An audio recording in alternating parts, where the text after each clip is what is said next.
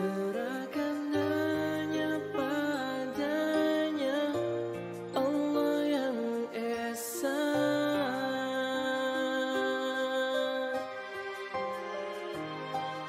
Just focus on Allah,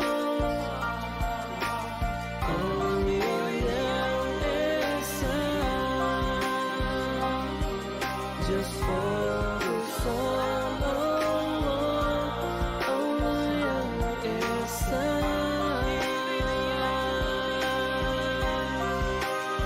Serahkan hanya padanya, just focus on Allah.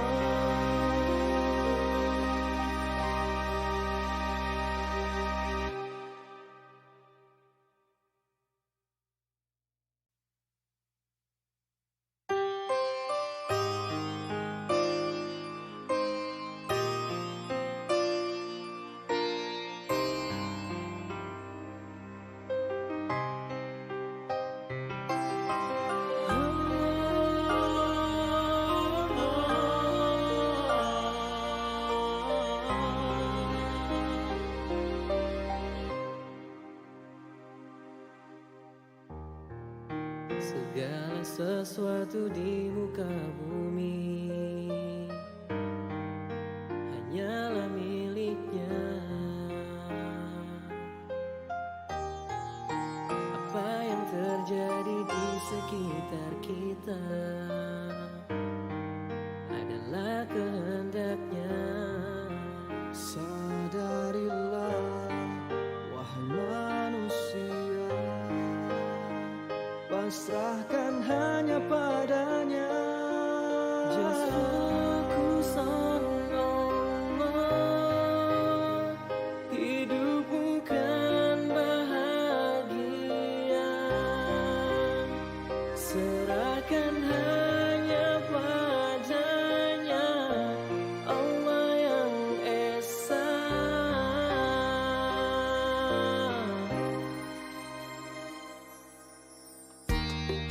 Dunia ini hanyalah fata morgana,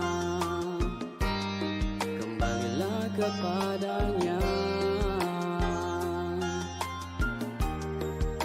Dialah yang maha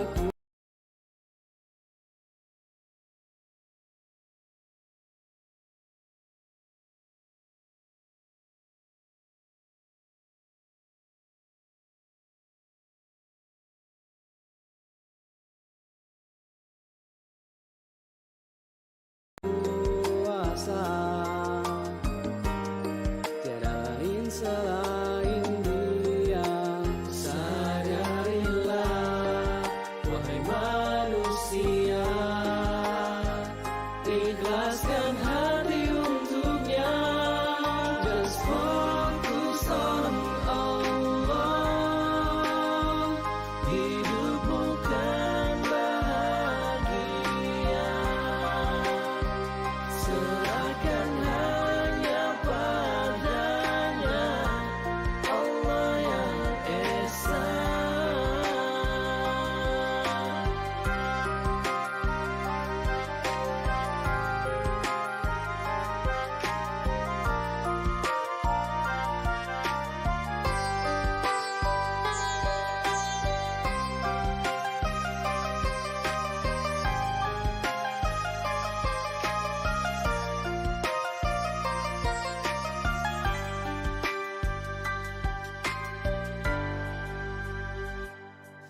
Just focus on Allah, hidup bukan bahagia. Serahkan hanya padanya, Allah yang Esa.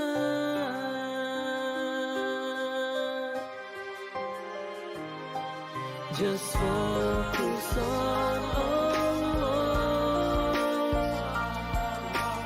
Allah yang Esa. Just focus on Allah, Allah yang Esa.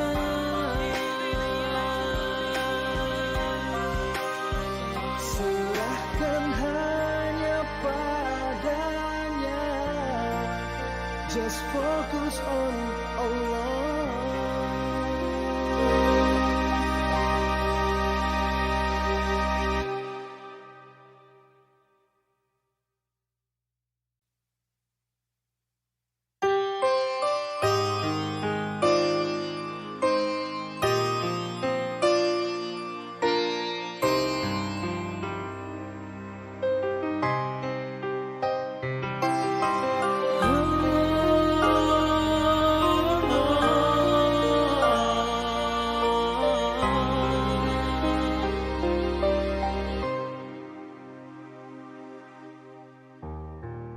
Segala sesuatu di muka bumi hanyalah miliknya. Apa yang terjadi di sekitar kita adalah kehendaknya. Sadarilah wahai manusia, pasrahkan hanya padanya. Just focus on Allah. Hidup bukan bahagia.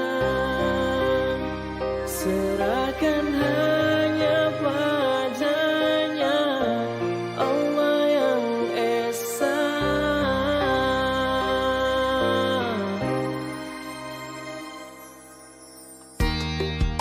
Dunia ini hanyalah fata morgana, kembalilah kepadanya. Dialah yang maha kuasa, tiada lain selain Dia. Sadarilah wahai manusia, ikhlaskan hati untuknya. Just focus on Allah. Hidup bukan bahagia. Serahkan hanya padanya, Allah yang Esa.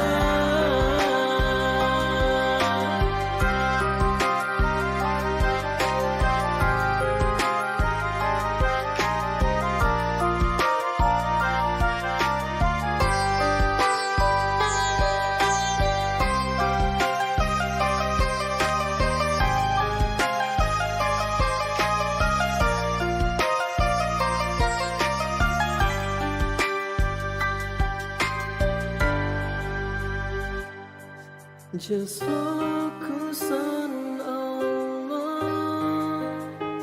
Hidup bukan bahagia.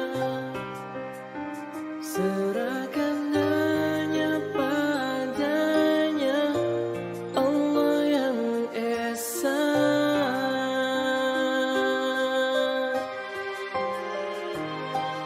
Just focus on Allah. Allah yang Esa. Just focus on Allah. Allah yang Esa.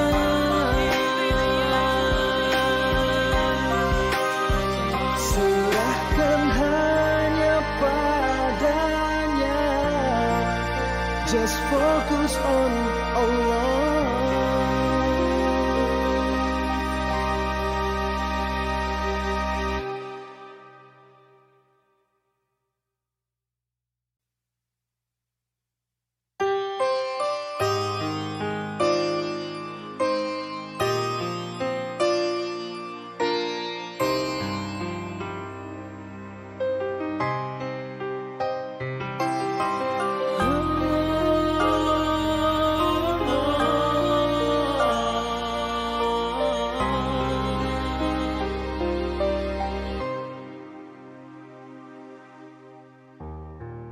Segala sesuatu di muka bumi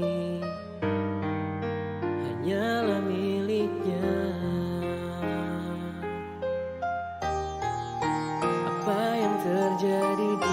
sekitar kita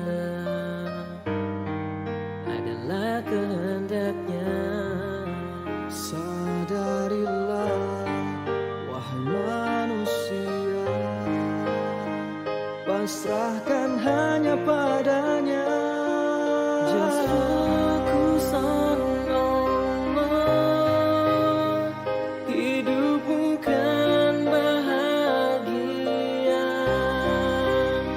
Serahkan hanya padanya, Allah yang Esa.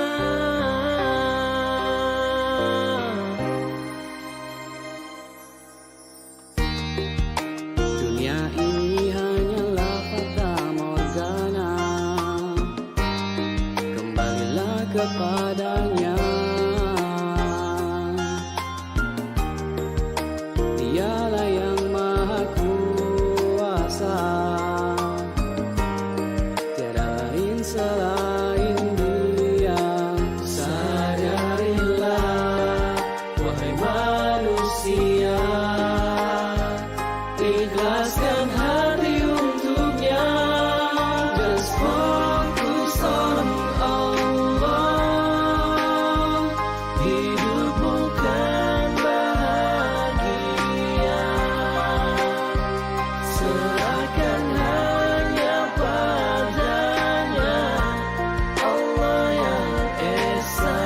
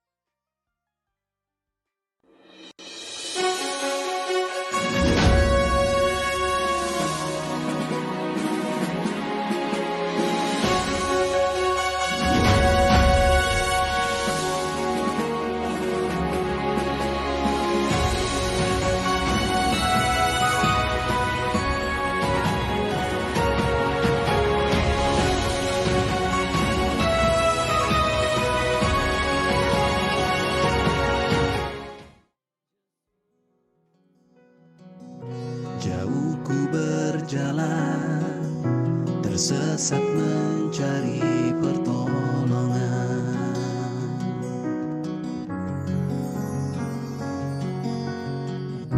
Gelap yang ku rasa seakan tak temui ujungnya.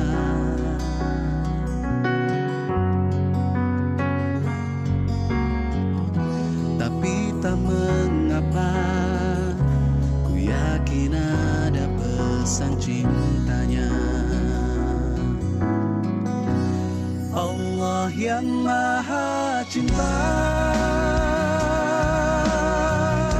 takkan biarkan ku sendiri. Allah kan beri cara untuk menjalani takdir ini.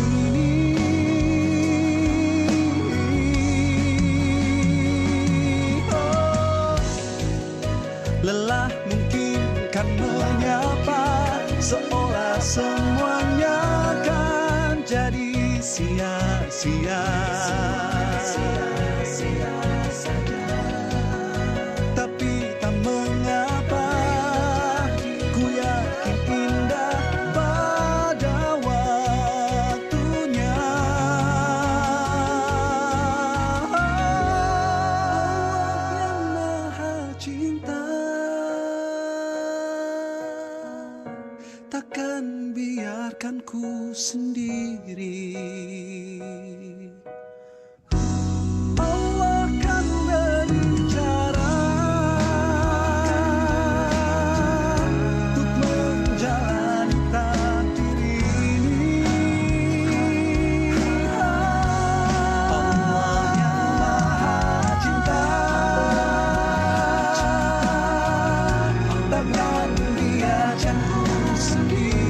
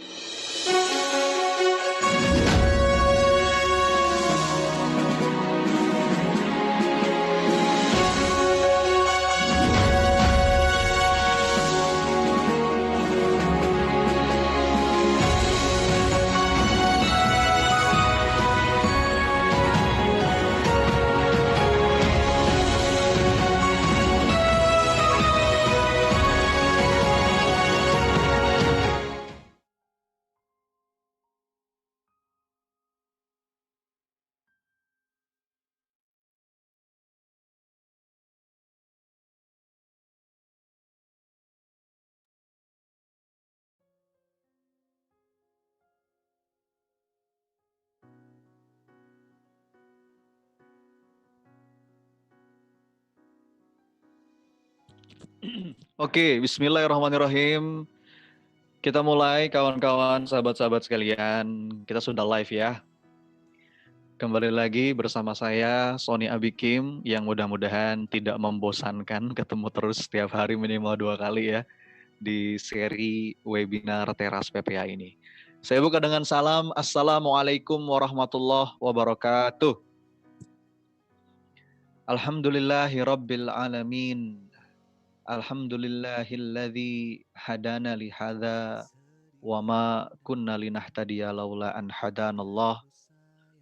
Allahumma salli ala Muhammad wa ala alihi wa ashabihi ajmain. Apa kabar kawan-kawan sekalian? Alhamdulillah sudah ada 120 lebih yang bergabung di room webinar teras ini. Terus bertambah insya Allah. Sehat-sehat ya. Semangat ya. Di 10 hari kedua di bulan Ramadan ini.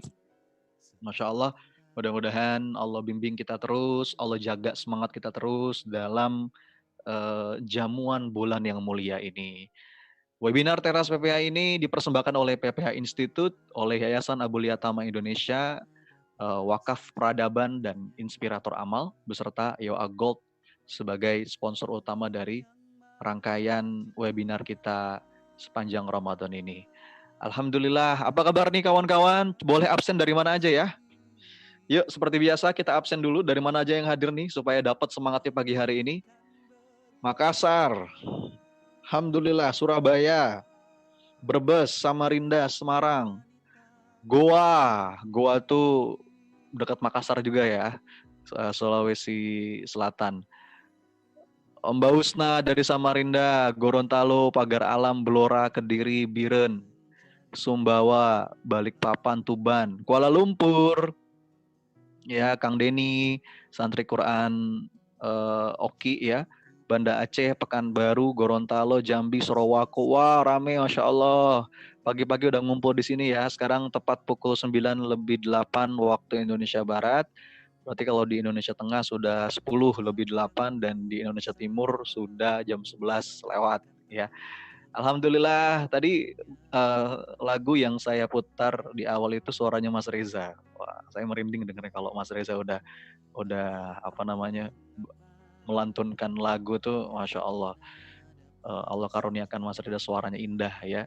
Apalagi liriknya itu betul-betul menghujam gitu ya. Allah yang maha cinta. Ini saya jadikan backsound sekarang nih ya.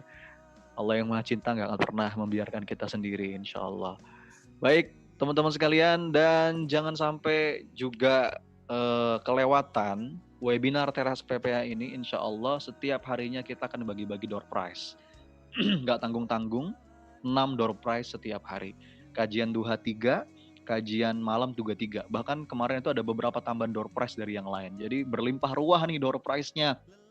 Makanya ayo jangan sampai nggak dapat. Udah banyak yang dapat loh. Bahkan ada yang dapat berkali-kali karena saking rajinnya ikut challenge ya. Untuk door prize yang tadi malam insya Allah akan saya umumkan pagi hari ini ya, yang dapat tes gratis Tiffin untuk kajian tadi malam. Insya Allah nanti di akhir acara saya akan umumkan. Baik teman-teman sekalian, gimana mas caranya supaya bisa dapat door prize? Caranya gampang sekali teman-teman sekalian. Jadi ikut sharing aja, sharing kajian kita, resume dari kajian kita setiap harinya. Sebentar, saya coba ketik dulu ya. Jadi saya akan copy nih di kolom chat supaya kawan-kawan sekalian bisa kopas, tinggal kopas aja dan ditambahkan resume dari kajian yang teman-teman ikuti. Sebentar, maaf. Nah ini nih, saya copy lalu saya paste di kolom chat ya. Nah ini teman-teman sekalian. Jadi caranya supaya bisa dapat door prize itu mudah. Anda hanya tinggal posting di medsos, sharing resume atau apa sih yang paling berkesan, poin apa yang paling Anda dapat dari setiap kajiannya. Apa yang paling menginspirasi Anda? Share di medsos sambil sertakan hashtag Teras PPA, sertakan hashtag EOA Gold, dan sertakan hashtag judul kajiannya. Untuk pagi hari ini judul kajiannya adalah, mohon maaf ini salah nih, kok malah jomblo pasti bertamu. salah sebentar, saya salah ketik nih, ada typo. Harusnya jodoh pasti bertamu, ya. Saya ulang lagi ya. Nah, saya salah ketik nih. ada typo ya. Saya copy dulu, lalu saya paste. Saya paste di kolom chat teman-teman sekalian ya. Nah, nih. Jadi sharing resume Anda, lalu sertakan hashtag Teras PPA, hashtag EOA Gold, dan hashtag judul kajiannya. Pagi hari ini hashtagnya adalah jodoh pasti bertamu. Bukan bertemu ya, bertamu. Saya waktu Mas Reza ngasih judul, saya sempat nanya, Mas ini bertamu atau bertemu? Kata Mas Reza, bertamu Mas. Oke, maksudnya apa nih? Kita bahas hari ini ya. Kemudian juga sertakan link webinar Teras PPA supaya banyak orang yang daftar, semakin banyak yang gabung. Sertakan websitenya PPA Institute, websitenya eoagold.id, websitenya Wakaf Pembangunan Pesantren. Tag juga FB dan IG-nya PPA, Abulia Tama Indonesia, Wakaf Peradaban, dan eoagold.official. Boleh juga tag IG-nya saya, Sony Abikim, atau Mas Reza Randy, atau pemateri kita pagi hari ini Mas Reza Yoga. Jadi supaya kita mudah nanti melacaknya kalau ada hashtagnya kan, mana yang paling inspiring, mana yang paling bagus postingannya, maka kita akan pilih dan kita akan umumkan setiap hari. Untuk yang kajian tadi malam, pemenangnya kita umumkan pagi hari ini. Untuk yang ngeresum kajian pagi, pemenangnya kita umumkan malam nanti. Begitu ya, jadi ada waktu buat bikin resumenya lalu diposting di media sosial. Gitu ya teman-teman sekalian ya, alhamdulillah hampir 200 orang nih yang join, dan dari seluruh Indonesia, dari Malaysia juga tadi hadir, selalu setia menyimak dari kajian demi kajiannya. Masya Allah ya, Ramadan kita kali ini walaupun agak beda karena taraweh dibatasi, harus dari rumah karena wabah COVID-19 ini, tapi mudah-mudahan kita tetap semangat dan insya Allah nggak berkurang curahan rahmat dari Allah. Baik, teman-teman sekalian, saya tidak sendirian tentu saja. Kita sudah kehadiran speaker kita, pemateri kita pagi hari ini, Mas Reza Yoga. Beliau adalah trainer sekolah cinta PPA dan kita juga sekarang insya Allah akan segera launching. Hari ini diumumkan program online judulnya Sekolah Nikah. Siapa yang mau ikut sekolah nikah? By online loh ini, 16 jam materi audio. Karena ya jangankan nikah ya, untuk hal-hal seperti masak, itu aja ada ilmunya. Apalagi kita mau nikah nih, mengarungi bahtera rumah tangga, kita harus tahu ilmunya. Bagaimana kita ditemani dalam proses persiapan untuk menjemput jodoh terbaik. Insya Allah ya teman-teman sekalian ya. Baik, saya langsung sapa aja, sudah hadir nih bersama kita di sini Mas Reza Yoga. Assalamualaikum Mas Reza. Waalaikumsalam warahmatullahi wabarakatuh. Waalaikumsalam Mas Sony, gimana kabarnya? Alhamdulillah sehat, Mas Reza sehat ya? Alhamdulillah. Ini live dari mana nih Mas? Ini numpang wifi. Dari mana nih Mas Reza? Di Reza? rumah sinyalnya agak susah. Putus-putus ya? Iya, saya di kantor sekarang. Oh di kantor, di mana Mas? Dari mana Mas? Kantornya kebetulan dekat sih Mas dari rumah, cuman 5 menit nyampe. Antum di Malang ya? Di Malang. Di Malang. Jadi Mas Reza ini live langsung dari Malang, Jawa Timur. Masya Allah ya. Iya. Wasilah teknologi, saya di Jakarta, Mas Reza di Malang, teman-teman dari Santero Kumpul se-Indonesia ya? Kumpul, bahkan dari Malaysia juga hadir nih Mas. Udah Iya, 200 partisipan nih Mas. Masya Allah. Mas Reza disapa dulu dong, disapa nih teman-teman yang hadir Mas Reza. Assalamualaikum teman-teman semuanya, izin gabung, izin belajar juga. Ini saya curiga sebenarnya Mas Sony, teman-teman gabung ini bukan untuk ikut kajian, tapi buat dengerin hostnya. Enggak lah, Mas Reza ini spesial pokoknya materi. Dan walaupun mungkin temanya jodoh pasti bertamu Mas Reza, ini tentu saja ilmunya bukan hanya untuk yang belum dapat jodoh ya Mas ya. Ini bisa kita tangkap inspirasi untuk siapapun, bener nggak Mas Reza? Boleh. Betul. Insya Allah untuk karena anak yang namanya kita, nikah kan memang nggak ada sekolahnya Mas Sony ya. Betul. Jadi proses belajarnya kita terus menerus, bahkan sudah nikah pun insya Allah masih luas kesempatan belajar. Iya. Oh ini dari Gresik nih, ini Bu Nunung kayaknya nih, kangen Mas Reza. Bu Nunung. Kangen suaranya katanya. Mas. Iya, suara Mas Reza tuh ngangenin memang ya. Masya Allah. Mas Reza sedikit dong bocoran teaser. Kita mau bahas apa sih Mas pagi hari ini? Kenapa judulnya jodoh pasti bertamu tuh gimana maksudnya Mas? Ya jodoh itu memang pasti bertamu Mas Sony. Cuman kenapa sampai sekarang jodohnya belum ngetok pintu? Karena ya mungkin sekarang lagi corona ya, jadi jodohnya sedang mengasingkan diri juga gitu. Bukan ada beberapa kawan juga yang akhirnya menunda nikah nih Mas gara-gara wabah ini ya. Masya Allah. Tapi banyak juga kemarin yang alumni sekolah cinta yang alhamdulillah meskipun lagi pandemi, meskipun Mm-mm. lagi karantina, mereka tiba-tiba posting foto udah nikah. Dan nikahnya Allah, alhamdulillah lebih barakallah. dimudahin sama Allah karena prosesnya sederhana, simple. Iya, Mereka iya, cukup akad iya, iya. nikah, nggak perlu Nggak perlu resepsi macam-macam dan ya. lain sebagainya. Iya, makanya. Jadi Iya, iya, iya. alhamdulillah ternyata ini bagi beberapa orang juga bisa menjadi jalan kemudahan, tergantung kita nyikapinya aja.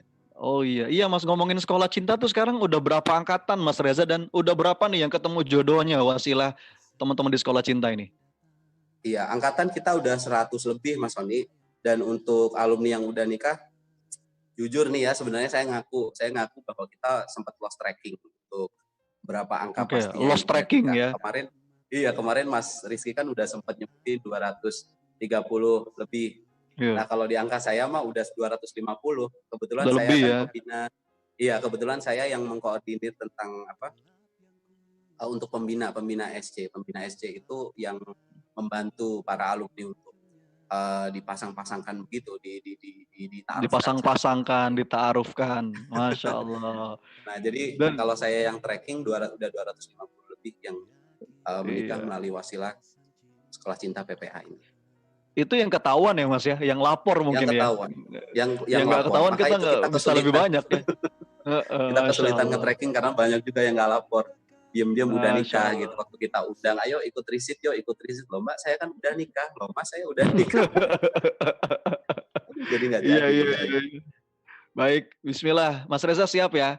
Bapak Ibu, yuk kita Siap, siapin bismillah. hatinya, kita kosongkan gelasnya, sama-sama kita serap apa yang disampaikan sama Mas Reza. Mudah-mudahan jadi ilmu yang bermanfaat buat kita semua ya. Bedanya apa Mas sekolah cita dan sekolah nikah? Ada pertanyaan tuh Mas Reza di kolom chat. Sebenarnya ini tema yang lebih kita fokuskan aja Mas Reza ya. Dan sekolah nikah ini kemungkinan kita akan selenggarakan via online. Nanti mungkin Mas Reza akan sedikit cerita di paparan materinya. Baik, kita siap-siap Bapak Ibu ya. Bismillahirrahmanirrahim. Bismillah.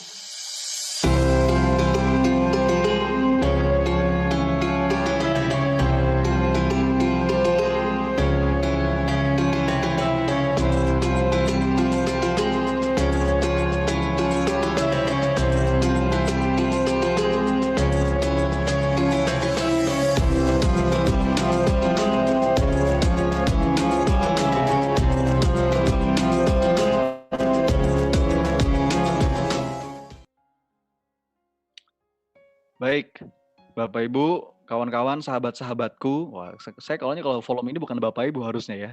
Harusnya Mas Mbak ya. Sahabat-sahabat sekalian, mari kita hadirkan hati kita. Meskipun kita menimba ilmu lewat majelis online, tapi mudah-mudahan Allah juga karuniakan kepada kita keutamaan menuntut ilmu seperti di majelis offline ya. Bismillahirrahmanirrahim. Kepada Mas Reza, saya persilahkan. Bismillahirrahmanirrahim. Assalamualaikum warahmatullahi wabarakatuh. Alhamdulillahirabbil alamin. Puji syukur pada Allah Subhanahu wa taala yang sampai hari ini masih berikan kita begitu banyak nikmat sehat, nikmat iman, nikmat Islam. Kita juga berterima kasih pada Allah atas segala kesempatan yang masih diberikan hingga saat ini, kesempatan silaturahim. Meskipun kita sedang berbeda pulau, berbeda negara, tapi alhamdulillah Allah masih memberikan kita kesempatan untuk bertatap muka meskipun melalui media online seperti ini. Dan kita juga terima kasih sama Allah karena sampai hari ini Allah masih memberikan kita lisan yang mudah untuk membaca Al-Quran, ringan untuk membaca Al-Quran, tidak malas untuk membaca Al-Quran. Dan ini salah satu berkah dari bulan Ramadan, karena memang di bulan Ramadan ini Allah meringankan untuk membaca Quran, Allah memudahkan jalan kita untuk mendekat kepada Quran. Dan semoga kita bisa istiqomah untuk terus mendekat dengan Quran sampai di bulan-bulan selanjutnya meskipun Ramadan sudah berlalu. Dan juga tentu sebuah kenikmatan yang luar biasa ya, Ramadan itu bukan hanya karena kita bisa dekat sama Quran, karena kita juga tiap malam bisa dengan lebih mudah, gak seperti hari-hari biasanya. Kita setiap malam lebih mudah untuk melaksanakan sholat malam dalam bentuk sholat tarawih. Dan alhamdulillah sekarang wasilah pandemi COVID ini, kita jadi bisa sholat jamaah bersama keluarga di rumah. Yang biasanya suami-suami pergi ke masjid, berjamaah di masjid, yang istri sholat di rumah, sekarang bisa jamaah di rumah. Maka ini kalau kita melihat situasi yang seperti sekarang, memang ada enaknya, ada nggak enaknya, tetapi yang jelas kita harus menemukan cara agar bisa menjadi berkah, agar ini bisa menjadi jalan ibadah, agar ini bisa menjadi jalan kita untuk lebih mendekat pada Allah SWT. Jadi kita berdoa, kita awali kajian kita pada pagi hari ini dengan doa, semoga Allah membukakan hati kita, semoga Allah menjadikan hati kita ini peka dengan kesalahan yang kita buat, dengan dosa dan maksiat. Semoga Allah menjadikan hati kita untuk peka melihat kebaikan orang lain. Semoga Allah menjadikan hati kita untuk peka melihat semua kejadian ini sebagai sebuah rangkaian hadiah dari Allah. Sehingga mau pahit, mau manis, semuanya adalah hadiah yang akan membahagiakan kita. Dan kedua, salawat serta salam senantiasa marilah kita limpahkan kepada junjungan kita Nabi besar Muhammad SAW, yang semoga kita diizinkan Allah untuk bersanding dengan beliau pada hari kebangkitan kelak, dan semoga kita di dunia ini termasuk dalam pengikutnya yang senantiasa gak lelah untuk mengikuti sunnah-sunnah yang telah beliau ajarkan, termasuk sunnah pernikahan. Pernikahan ini merupakan hal yang sudah dicontohkan oleh Nabi, dan kenapa dicontohkan itu ada alasan yang sangat luar biasa. Kenapa kita diminta untuk menikah? Kenapa kita untuk diminta mencari pasangan dan seterusnya? Ada hikmah yang luar biasa di balik syariat pernikahan. Maka tentu sebagai umatnya Nabi Muhammad SAW, kita nggak boleh berhenti semangat sedikit pun untuk mengejar dan mewujudkan yang namanya pernikahan. Meskipun benar jalan menuju pernikahan itu nggak mudah, nggak selalu mudah. Tetapi di balik kesulitan-kesulitan yang kita temui untuk mewujudkan pernikahan itu, ada kado yang luar biasa indahnya di sana. Ada kebahagiaan yang tidak bisa kita rasakan jika di luar pernikahan. Ada ibadah-ibadah yang bisa kita laksanakan hanya jika kita menikah. Maka dengan menikah ini kita akan menemukan banyak sekali keutamaan, kita akan menemukan banyak sekali keindahan, kebahagiaan yang tidak bisa kita dapatkan dengan cara lain selain menikah. Tapi itu udah jadi fakta ya, bahwa teman-teman yang single ini semuanya pasti pengen nikah. Pasti, gak ada yang gak pengen nikah. Kalaupun ada, mungkin karena ada masalah seperti trauma, seperti mungkin fobia terhadap pernikahan, yang ini sangat banyak sekali di kelas sekolah cinta. Tetapi yang jelas, kita nggak boleh untuk berhenti memiliki niat dan azam untuk menikah. Karena ini bukan perkara hasil akhirnya kita menikah atau enggak. Tetapi ini adalah perkara semangat kita untuk mewujudkan itu ada apa enggak.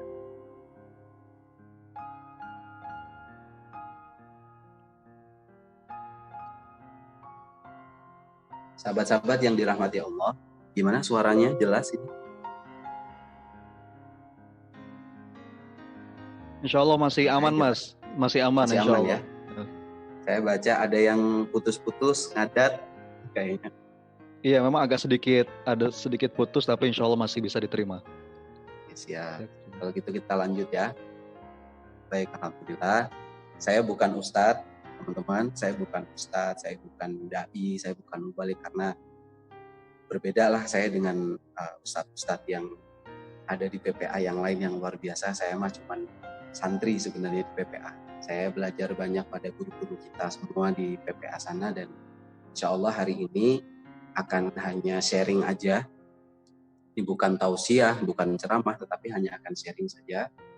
Karena ini hanya perkara takdir aja, saya kebetulan kebagian yang ngomong dan teman-teman kebagian yang menyimak. Ya. Orang yang banyak ngomong itu biasanya banyak salah, sehingga orang yang lebih banyak ngomong biasanya lebih banyak dosa. Maka semoga apa yang kita sampaikan hari ini bisa menjadi manfaat untuk kita semua. Kita masih di suasana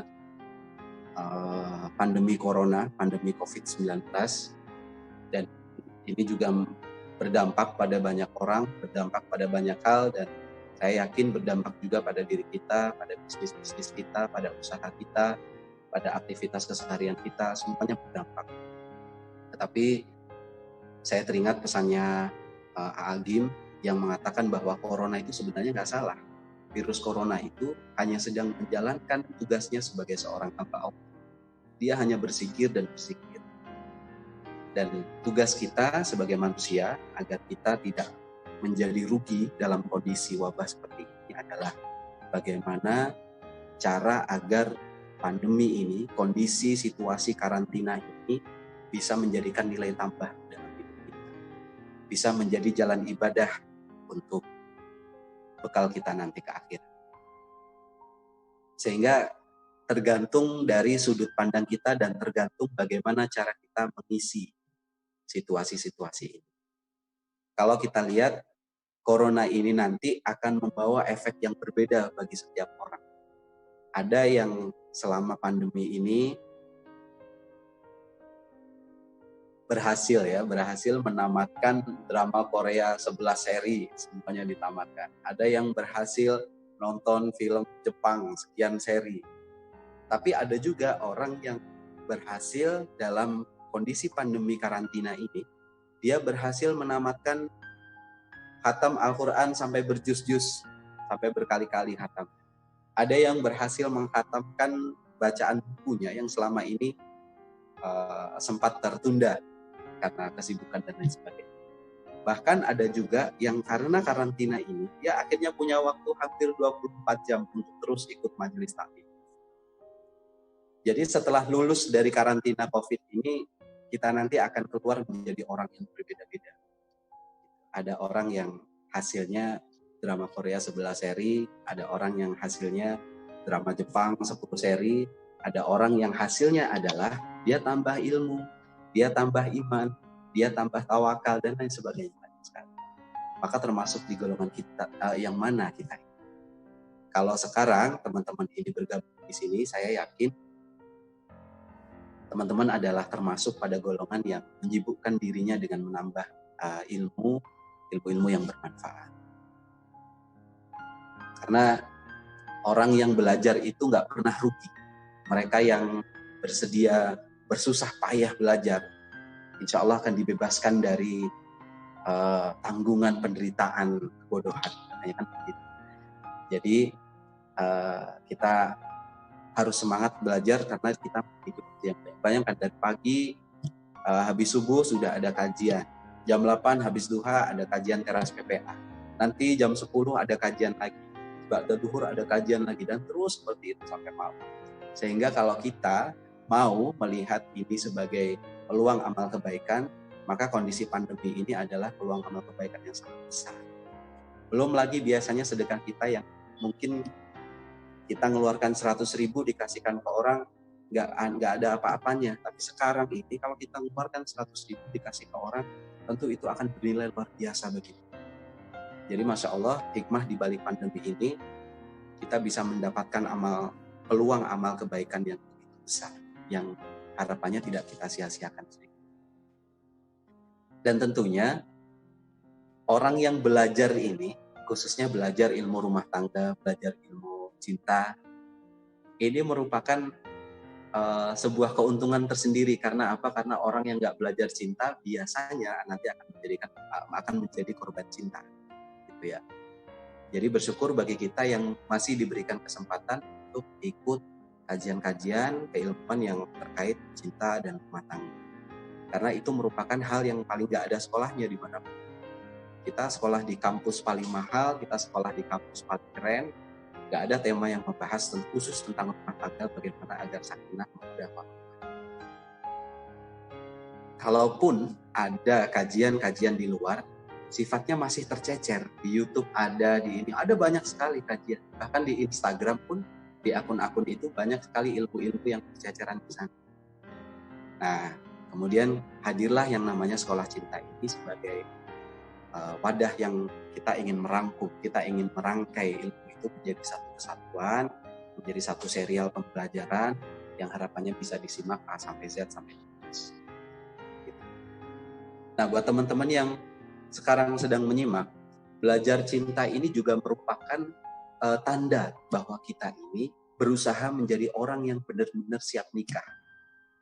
Tapi sebelum itu kayaknya di grup ini, di webinar kali ini kayaknya nggak semuanya belum nikah ya. Coba mungkin bisa ini dong, bisa komen siapa yang masih jomblo atau mungkin siapa yang udah nikah, bisa komen. Yang masih jomblo ngacung, yang sudah nikah ngacung, tapi nggak usah sombong ya, kasihan yang masih jomblo. Saya, waduh ada, alhamdulillah, saya belum, saya sudah. Alhamdulillah, belum. Baik, alhamdulillah. Ih, banyak. Jojoba, jomblo-jomblo bahagia.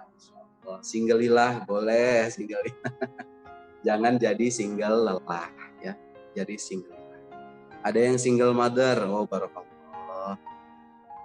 Insyaallah. Ini luar biasa nih yang statusnya sudah single mother tapi masih semangat untuk belajar ilmu pernikahan. Masya Allah, ini sangat luar biasa. Karena apa?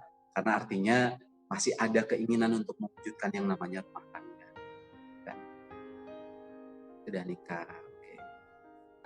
Oke, masih alone ya. Semoga segera together di sini. Barakallah ya.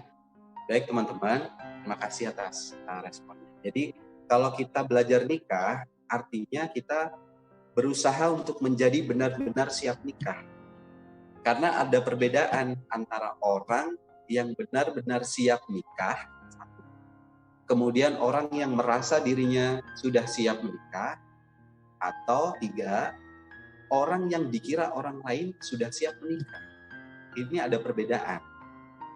Jadi kalau orang yang merasa siap, artinya dia bersiap-siap dengan gambaran yang keliru. Jadi dia hanya merasa aja.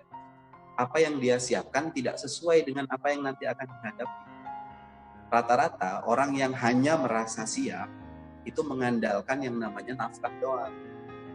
Jadi seolah-olah cukup dengan memperbaiki nafkah, maka selesai sudah pernikahan saya akan sakinah mawaddah warahmah. Kalau saya udah jadi PNS, contohnya gitu.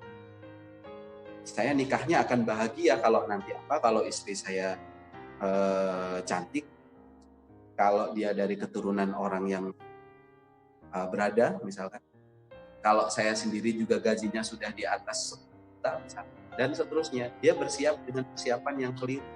Padahal sudah banyak hal yang membuktikan bahwa setelah menikah, harta saja nggak cukup buat menyelamatkan dia dari masalah-masalah yang muncul. Bahwa kecantikan saja atau tampang saja itu nggak cukup untuk menyelesaikan permasalahan dalam rumah tangga. Bahkan nih, kalau belajar dari pengalaman ya, saya nggak ngomong teori atau data, saya ngomongnya belajar dari pengalaman. Ada yang modal bekal hafalan Quran saja masih juga menghadapi masalah-masalah dalam pernikahan.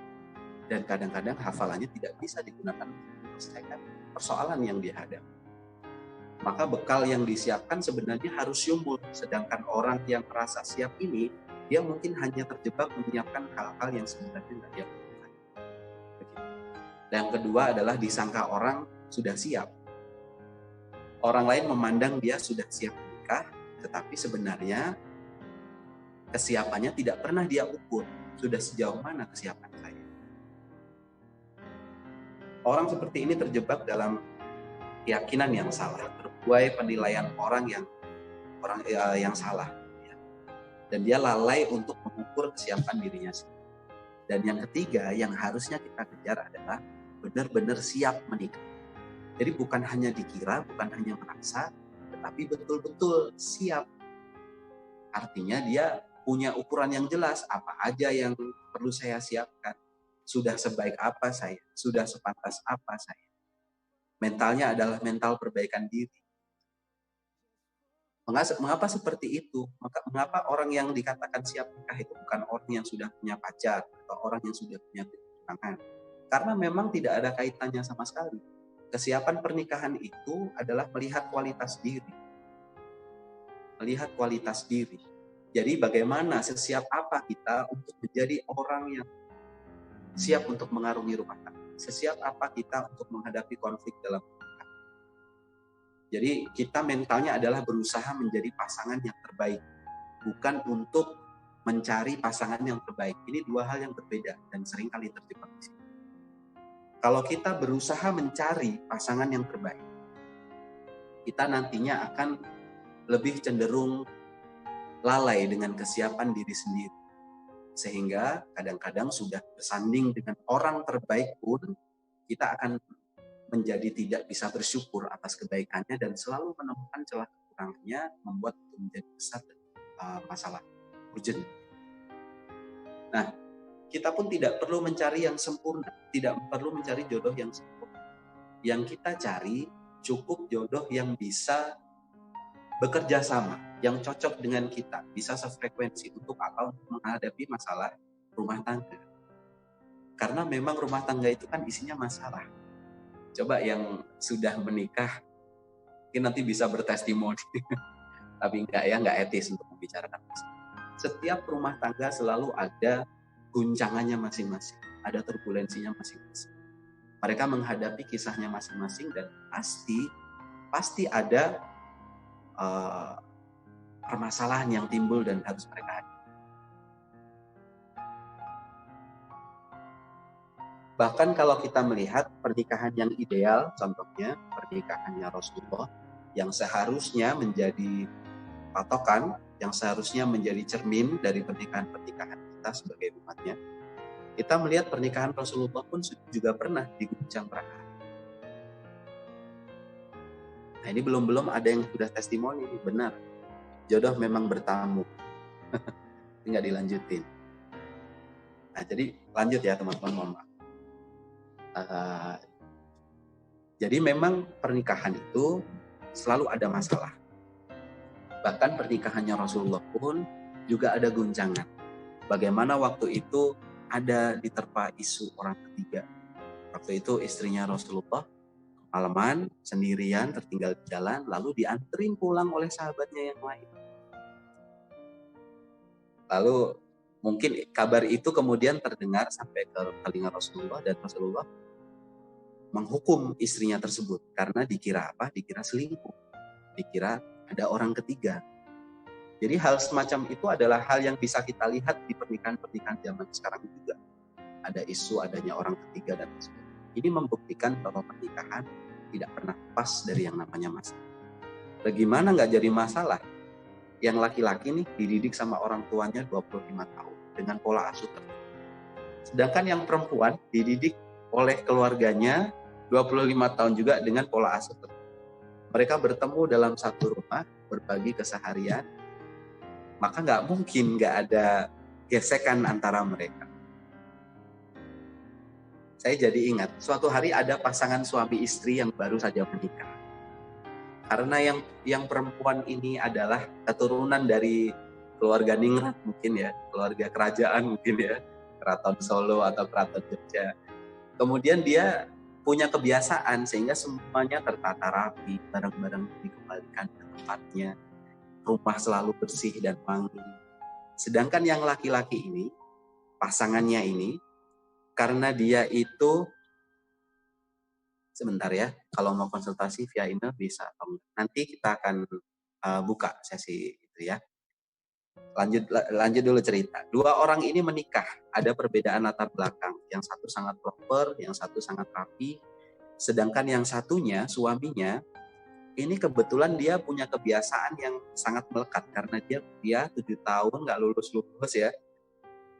Dia setelah selesai menggunakan barang selalu digeletakin begitu aja.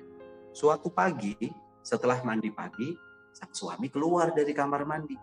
Handuknya langsung dilempar aja begitu aja. Jatuhlah itu ke atas kasur yang baru saja diberesin oleh istri. Kalau Anda jadi istrinya orang itu, kira-kira gimana respon? Kira-kira gimana? Karena kalau ini kan masih manten baru nih, masih bulan madu. Jadi si istri tenang aja. Dia mengingatkan dengan halus, Mas, kalau habis mandi anduknya tolong dikembalikan ke tempatnya ya. Masih halus mengingatkan. Waktu berjalan besoknya terjadi lagi karena kebiasaan sudah mendarah daging. Tuh. Jawabannya bantu beresin. Si suami langsung set, dilempar lagi anduknya, jatuh di atas kasur lagi. Hari kedua menghadapi seperti itu, si istri mungkin masih sabar. Dibantu beresin, kayak jawaban salah seorang sahabat kita tadi. Bantu beresin, ditaruh di tempatnya lagi, tanpa keluhan apa.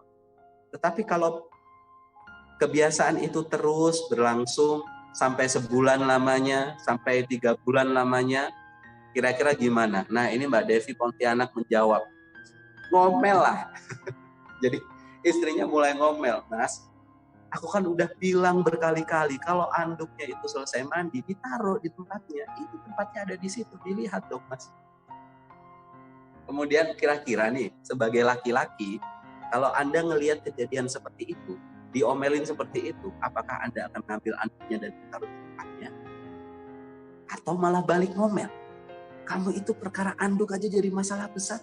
Kenapa nggak bantuin sih kembaliin ke tempatnya? Aku ini buru-buru mau ke kantor. Nah, jadi runyam kan hanya gara-gara apa? Hanya gara-gara anduk basah. Tuh, kalau si suami begitu, kalau Mbak Sri Lestari ini jadi suaminya, dia balik ngomel. Tapi ada yang jawab barusan, kalau alumni PPA saya ikhlas, saya pasrah. Ya begitu terus, kejadiannya begitu, dan benar Mas. Memang si istri ini ternyata alumni PPA, sehingga setelah melihat kebiasaan si suami yang berkali-kali seperti itu, pada akhirnya si istri bilang, saya ikhlas, saya pasrah.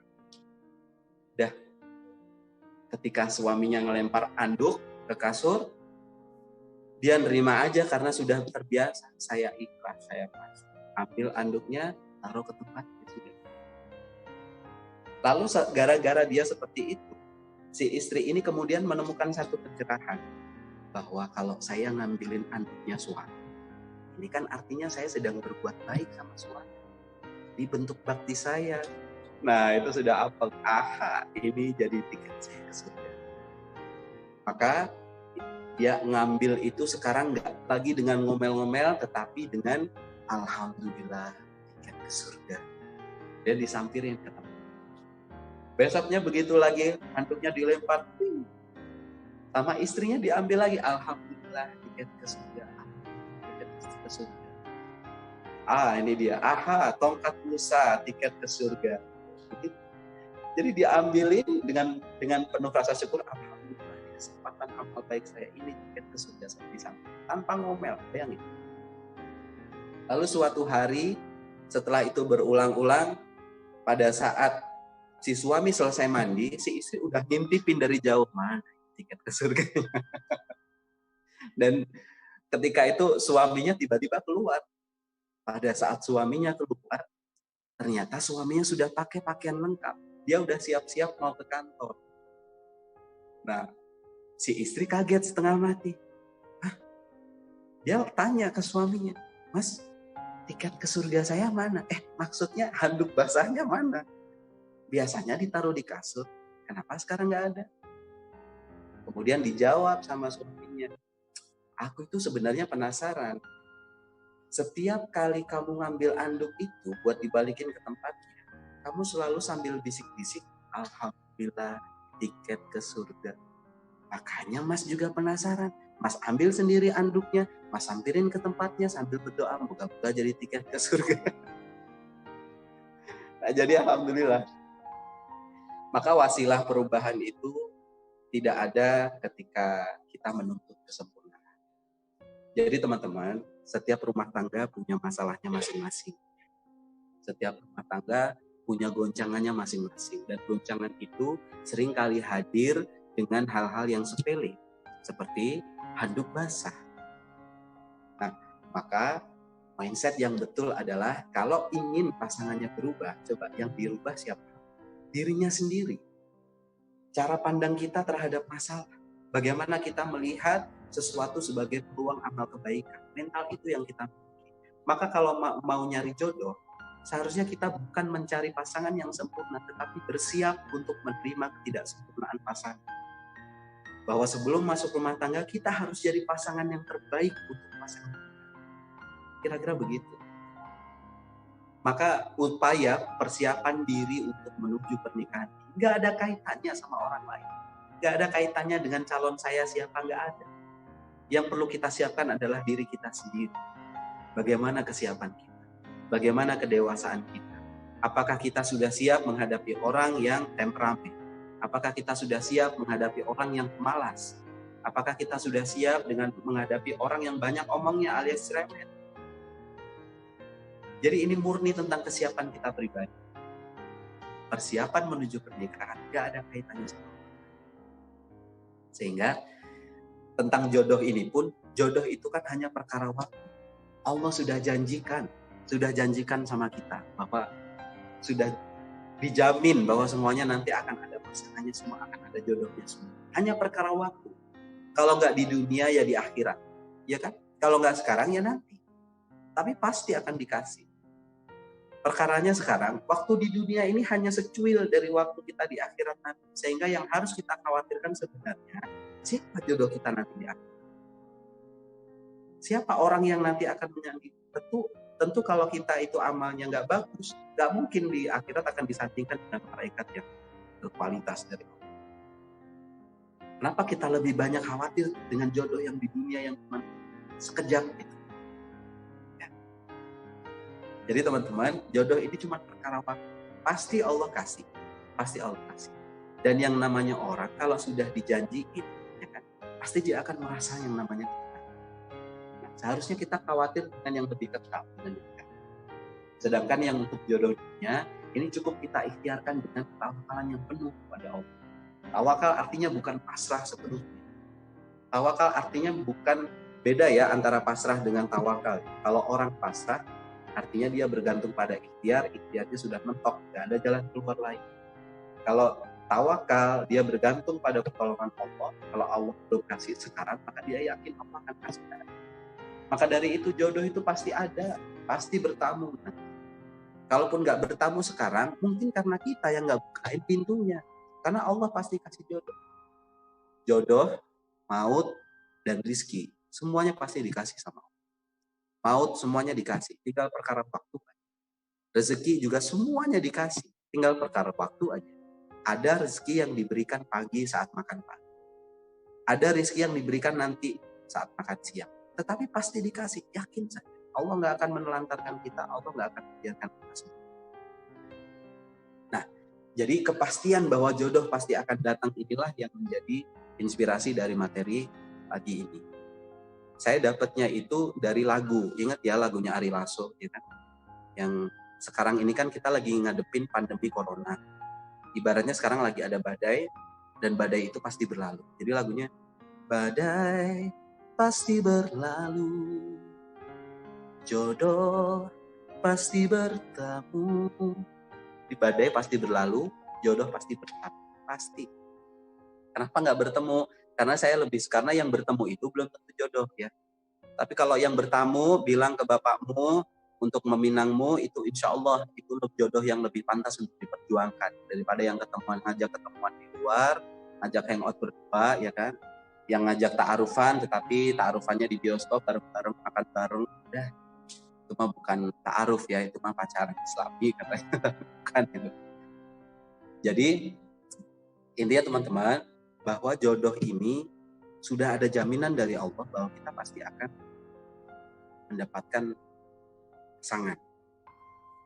Kalau nggak di dunia, nanti akan dikasihkan di akhirat. Allah pasti kasih. Seperti rizki yang Allah pasti kasih. Kalau Allah sudah nggak kasih rizki, artinya sudah habis waktu kita di dunia. Tetapi selama kita masih hidup di dunia, maka Allah pasti akan terus kasih rizki itu. Kemudian, rizki itu kalau kita lihat polanya ya, rizki, mati, jodoh. Itu selalu dikasih sama Allah. Tetapi cara ngasihnya beda-beda. Nah, disitulah peluang kita. Disitulah yang harus kita seriusin. Dalam arti begini, ada dua orang yang ini pasti mau Allah kasih rizki. Dua-duanya dikasih rizki. Tetapi perbedaannya adalah yang satunya ini mendapatkan hidayah dari Allah, kemudian dia berusaha, dia berikhtiar, dia kerja, dia melakukan hal-hal yang halal, dia memperbaiki usahanya dan seterusnya. Kemudian dia dapat rizki dari gajinya itu. Sedangkan yang satunya, dia malas-malasan, dia nggak bergerak sama sekali, dia nggak mengikhtiarkan apapun, tetapi rizkinya juga tetap datang. Hanya saja dengan dihinakan, yaitu dengan meminta-minta alias dikasih. Ada perbedaan di situ. Sehingga bagian kita adalah ikhtiarnya itu. Sedangkan hasilnya adalah bagian dari Allah. Ya nggak? Pasti datang, tetapi bagian kita adalah di ikhtiarnya itu. Kita nggak usah dalam upaya penjemputan jodoh ini galau memikirkan nanti ada apa enggak ya. Ini rata-rata teman-teman yang usianya sudah mau tutup poin. Rata-rata mereka, sorry ya bahasanya tutup poin, mohon maaf. Rata-rata mereka udah mulai kegoyah nih keyakinannya. Masa sih mas ada jodoh buat saya? Karena saya usianya sampai sekarang 30 tahun belum ketemu sama jodoh. Saya udah 33 tahun loh mas, tapi belum ketemu mas sama jodoh saya. Masalahnya jodoh itu bukan perkara usia, sekali lagi. Allah ngasih base-nya bukan base by usia. Kalau berdasarkan usia, mungkin saya juga nggak kebagian karena pasti didulukan yang usianya udah lebih senior daripada saya. Jadi ini murni tentang kesiapan, ini murni tentang pertolongan. Sehingga perkaranya bukan kita nikah muda atau nikah tua, tetapi nikah dewasa. Menikah dalam kondisi kematangan yang pas, baik dari segi pikiran ya, baik dari segi kemampuan finansial, kemampuan fisik, bahkan dari segi ruhiyahnya juga pas, matangnya pas. Itu namanya nikah dewasa. Karena ada nih teman-teman, kita pengalaman di sekolah cinta. Ada yang bertaaruf kemudian dapat jodohnya di usia 40 tahun ke atas.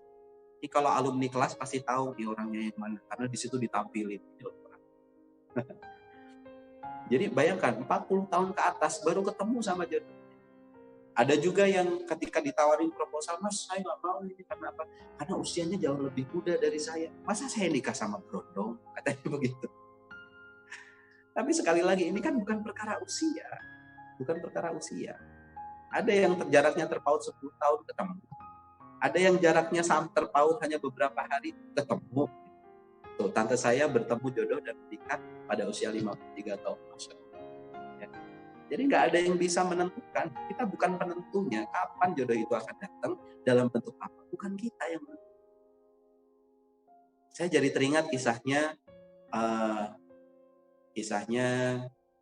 Maryam ya, yang terkenal dengan kisah persalinan Maryam. Waktu itu Maryam ini sebagai jomblo, sama kayak bukan sama kayak kita ya, saya berceplosan, sama kayak teman-teman yang masih. Sebagai jomblo, Maryam itu juga diuji. Bukan cuma diuji dengan kesendirian yang berlarut-larut, galau, meratap-ratap, bikin instastory. Aduh, nggak sereceh itu ujiannya. Ujiannya Maryam ini dahsyat. Beliau ini masih single, tetapi dikasih hamil sama Allah. Bayangkan, dikasih hamil. Artinya itu kan hamil di luar nikah. Gak ada pernikahan, gak ada laki-laki yang pernah nyentuh dia, tapi dia dikasih hamil.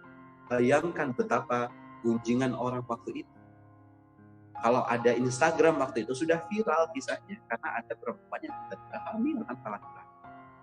Atau mungkin kalau ada lambe turah, mungkin saat itu udah jadi bahan gunjingan. Ini pasti perempuan gak bener nih.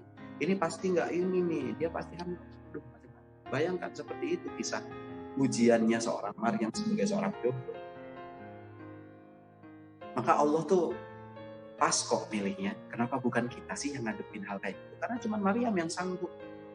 Kalau kita mah ujiannya masih yang sepele-sepele ya, paling ditikuk sama teman sendiri, paling ditolak saat ta'aruf, paling dikasih harapan palsu, dijanjikan nikah tahun depan. Ternyata udah ditunggu 3 tahun dia nikah sama orang lain. Mungkin hanya seperti itu. Saya ngomong hanya seperti itu karena memang ujiannya yang lain lebih berat. Ujiannya Maryam ini lebih berat. Lalu pada saat berusaha melakukan persalinan, Maryam ini pergi ke dia kan meninggalkan tempat tinggalnya karena apa? Karena nggak tahan mengasingkan diri biar dia aman dari cacian. Lalu di bawah pohon kurma, Maryam sekuat tenaga berusaha melahirkan. Pada saat melahirkan itu, yang namanya orang melahirkan pasti tenaganya lemah, pasti dengan sisa-sisa tenaga, pasti lemes, sehingga saat itu dia pun juga lemes sekali. Posisi melahirkan di bawah pohon kurma, dalam kondisi yang lemah, nggak berdaya. Lalu datanglah Jibril yang diutus oleh Allah untuk menemani persalinan. Allah kemudian menyuruh Maryam itu goyangkan pohon. Kamu goyangin pohon, nanti kurmanya jatuh, kamu makan buat jadi energi. Tetapi kalau di logika pakai akal, mana ada perempuan hamil melahirkan yang bisa kuat menggoyangkan pohon kurma sampai buahnya jatuh. Maka kalau saya yang jadi Maryam saat itu, mungkin saya ini pesannya nggak salah kirim atau gimana ya? Karena nggak mungkin saya yang sedang melahirkan kayak gini, sedang bersusah payah kayak gini, diminta menggoyangkan pohon kurma, itu merupakan hal yang mustahil. Kemudian Maryam karena tawakal tadi ya, bukan pasrah ya. Karena Maryam itu tawakal, dia yakin sepenuhnya atas pertolongan Allah, dia sadar betul yang dia lakukan adalah dia, maka dia tetap menggoyangkan pohon kurmanya jatuh, dan dia. Apakah jatuhnya karena digoyangkan? Enggak. Mana kuat orang melahirkan menggoyangkan. Kurmanya jatuh murni karena pertolongan Allah. Maka dari itu, yang perlu kita lakukan dalam penjemputan jodoh ini, kalau kita yakin jodoh pasti bertamu, yang kita lakukan hanyalah menggoyangkan kurma saja. Kita tidak perlu berpikir keras tentang di mana nanti kurmanya akan jatuh. Tentang berapa banyak nanti kurma yang akan jatuh. Seperti apa kurma yang jatuh. Busuk apa enggak. Enggak, jangan berpikir. Kita cukup berpikir bahwa Allah pasti akan kasih. Yang saya lakukan hanya menggoyangkan pohon kurma. Perkara nanti hasilnya, jodoh datangnya kapan, jodohnya itu siapa namanya, pekerjaannya apa, serahkan semuanya itu pada Allah. Yang kita tahu bahwa Allah nggak pernah ingkar sama janji. Dan jodoh pasti datang. Nah, jadi jodoh itu selalu datang. Kita hanya perlu bagaimana mengikhtiarkan. Cuman begini, jodoh nanti datangnya nggak akan tiba-tiba blok datang dari langit. Atau tiba-tiba ada paket dari JNE dibuka isinya jodoh. Nggak seperti itu. Pasti datangnya seperti rizki. Rizki itu datangnya juga nggak ujug-ujug dari langit, datang nasi goreng, nggak seperti itu. Atau datang hujan uang dari langit. Semuanya pasti melalui perantara. Ada orang-orang yang menjadi mengantarkan rizki kepada kita. Kita mau makan saja, ada orang yang menanam padinya, ada orang yang menanak nasinya, ada orang yang menghidangkan. Begitu juga jodoh. Kalau jodoh itu mau datang, pasti ada perantaranya. Ada orang yang mengantarkannya. Maka kalau jodoh akan datang, dia akan ketok pintu dulu. Maksudnya begitu. Dia akan kasih tanda dulu. Dia akan kasih sinyal dulu. Allah akan memberikan sinyal dulu. Sinyal jodoh itulah yang bisa bermacam-macam. Contohnya nih, tiba-tiba suatu hari ada teman yang ngedeketin kita. Tanya kabarnya, Reza gimana kabarnya? Udah nikah belum? Kapan nih segera nikah nih? Kapan nih punya anak? Nah, itu adalah pertanda bahwa kita semakin dekat dengan takdir yang namanya jodoh. Mungkin bukan dekat dengan orangnya, tetapi kita sedang berusaha didekatkan untuk, ayo Za, kamu mulai mikir tentang pernikahan. Mungkin begitu, sesederhana itu. Maka teman-teman, kalau pingin jodohnya bisa bertamu ya, dan tamunya masuk ke dalam dan kita terima sehingga jadi jodoh kita beneran. Kalau ada yang ketok pintu, jangan diabaikan. Kalau ada yang kasih sinyal, jangan diabaikan. Kalau misalkan ibu tiba-tiba ngajak Anda duduk, nah kamu sudah lulus kuliah, sekarang sudah kerja, setelah ini mau apa? Jangan buru-buru dijawab, ibu mah resek mah kayak yang lain aja. Aku tuh nikah nanti kalau udah siap, jangan tanya-tanya gitu, aku nggak suka, nggak tahu, belum ada calonnya, bodo amat. Jangan buru-buru dijawab begitu. Karena bisa jadi itu adalah ketukan pintu dari Allah untuk mengajak kita memikirkan tentang pernikahan. Itu merupakan sinyal. Sinyal kuat lainnya contohnya.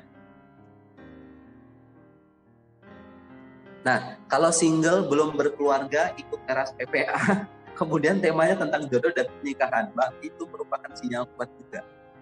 Karena apa? Karena Anda stay tune sekarang. Bukan karena Anda punya kuota internet. Bukan karena HP Anda canggih. Bukan. Ya, tahu sombong. Kita bisa gabung sekarang membahas tentang cinta dan pernikahan. Itu semua karena izin Allah. Maka kalau ada orang yang bertanya, kamu kapan nikah? Ayo ikut dong kajian pernikahan ini. Itu artinya bukan mereka yang sedang ngomong, tapi Allah yang sedang kirim sinyal. Yang menggerakkan ke sini bukan Anda sendiri, tetapi Allah yang menggerakkan Anda sendiri ke sini.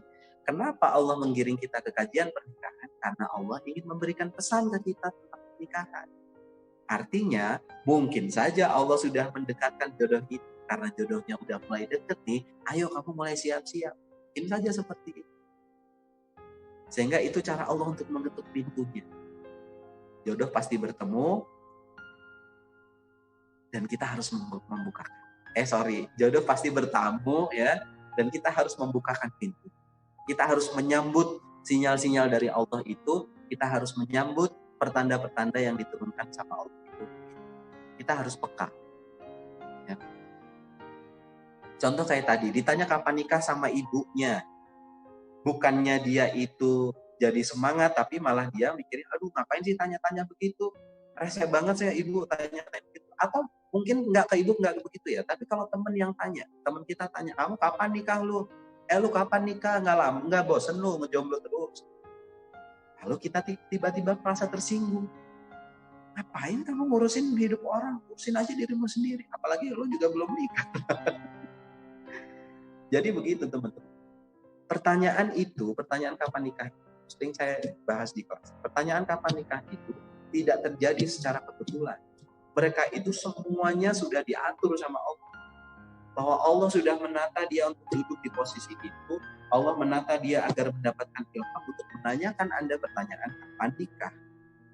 Sehingga kalau ada orang yang bertanya kapan nikah, itu sebenarnya bukan hanya sekedar bully. Mungkin memang benar keluar dari mulutnya adalah sebuah bulian ya. Tetapi kalau kita melihat secara makna, secara hakikat, yang bertanya sebenarnya bukan mulutnya, tetapi yang bertanya adalah Allah melalui dirinya. Allah sedang bertanya kapan nikah pada dia. Bayangkan, di tengah sibuknya ngurusin alam semesta ini, ngurusin bumi biar berputar pada rotasinya, ngurusin oksigen biar seimbang, ngurusin hewan. Allah masih nyempetin untuk ngelihat kamu, ya kan? Ngirim orang ke kamu dan kemudian nanya, kamu kapan nikah? Maka Allah itu sebenarnya sayang apa sayang sih sebenarnya? Nah, makanya jodoh itu pasti datang.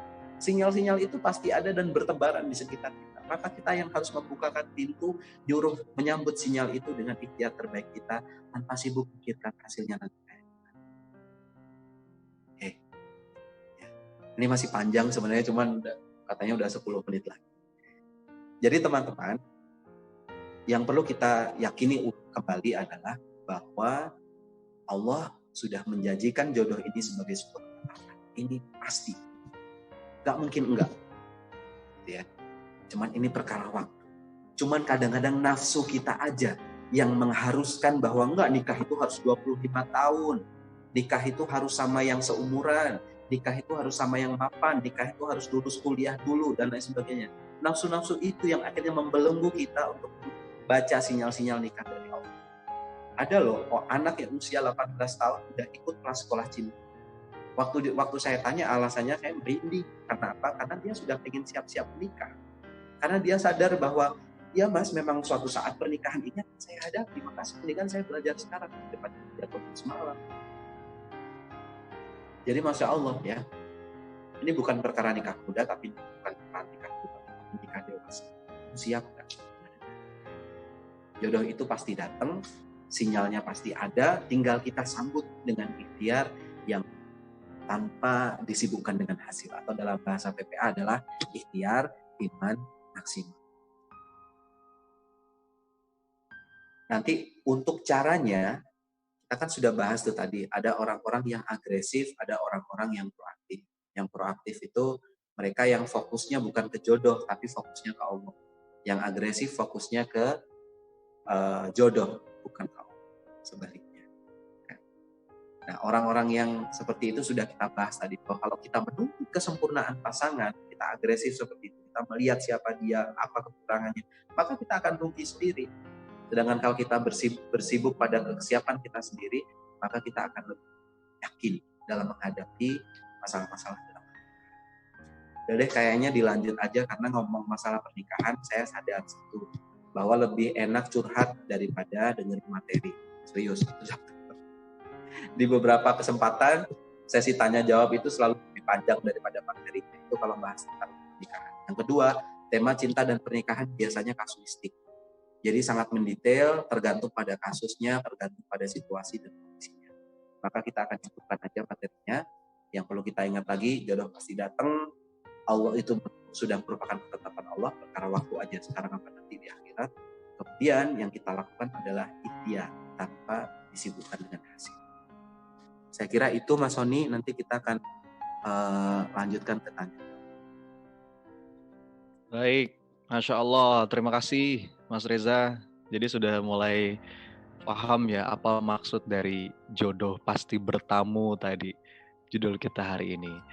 Nah ini kita akan lanjutkan dengan sesi diskusi teman-teman sekalian. Boleh gunakan fitur raise hand ya. Ini ada beberapa yang sudah raise hand. Tapi harapannya jangan curhat Mas Reza ya. Singkat, padat, jelas aja kalau di webinar ini. Curhatnya di kesempatan lain aja. Baik, sebelum saya masuk ke sesi diskusi teman-teman sekalian. Ini info yang perlu diinfokan juga insya Allah. Ya, jadi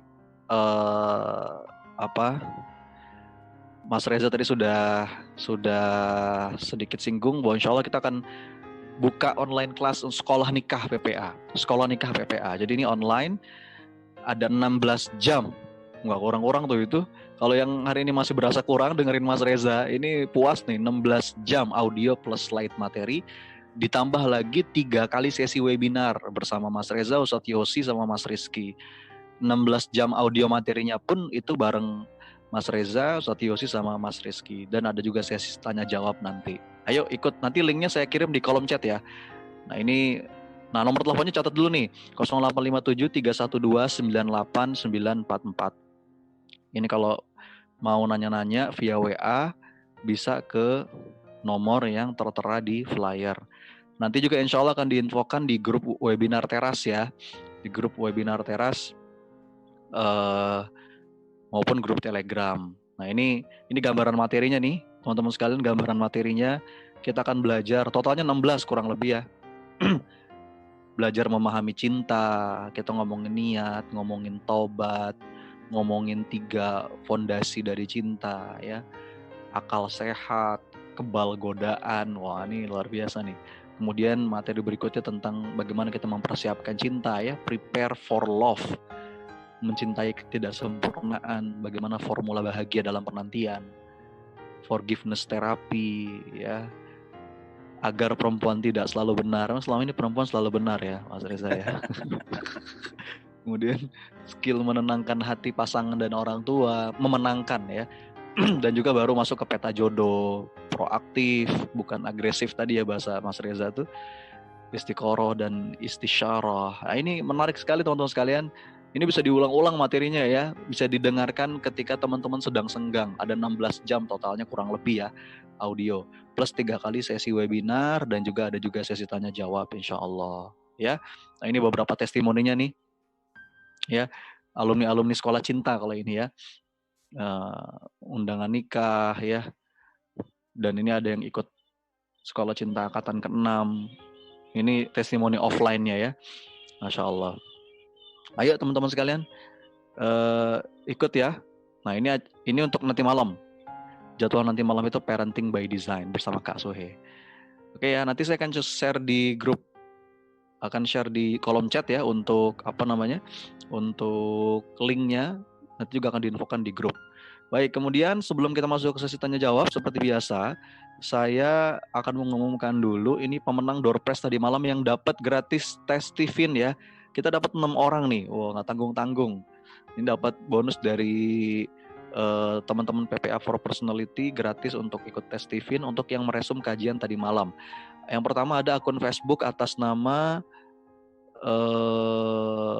Ulfa Rahman. Nah, ini kayaknya udah pernah dapat nih, tapi dapat lagi nggak apa-apa ya karena rajin banget nge-share resum.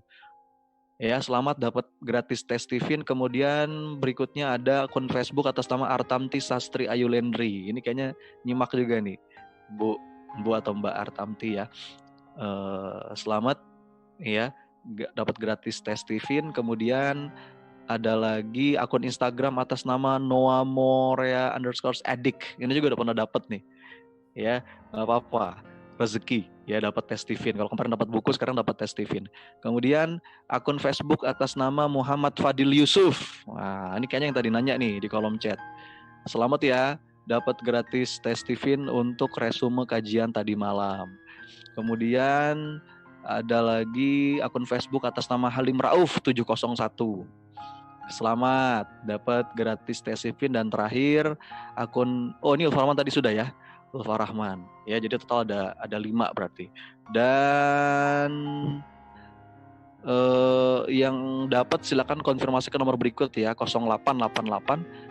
Ini untuk yang gratis testifin ya, 0888 0990 1661. Saya tulis di kolom chat ya, 0888 0990 1661. Oke, baik. Nah, teman-teman sekalian, untuk yang informasi tentang sekolah nikah, ya sebelum kita buka sesi diskusi ya, untuk informasi yang kelas sekolah nikah, teman-teman bisa akses di link berikut. Saya coba masukkan di kolom chat ya. Iya, sekolah Cita Online ini memang online. Nah ini, tapi kok ini nggak muncul ya link ininya ya. Mungkin perlu pakai HTTPS kali.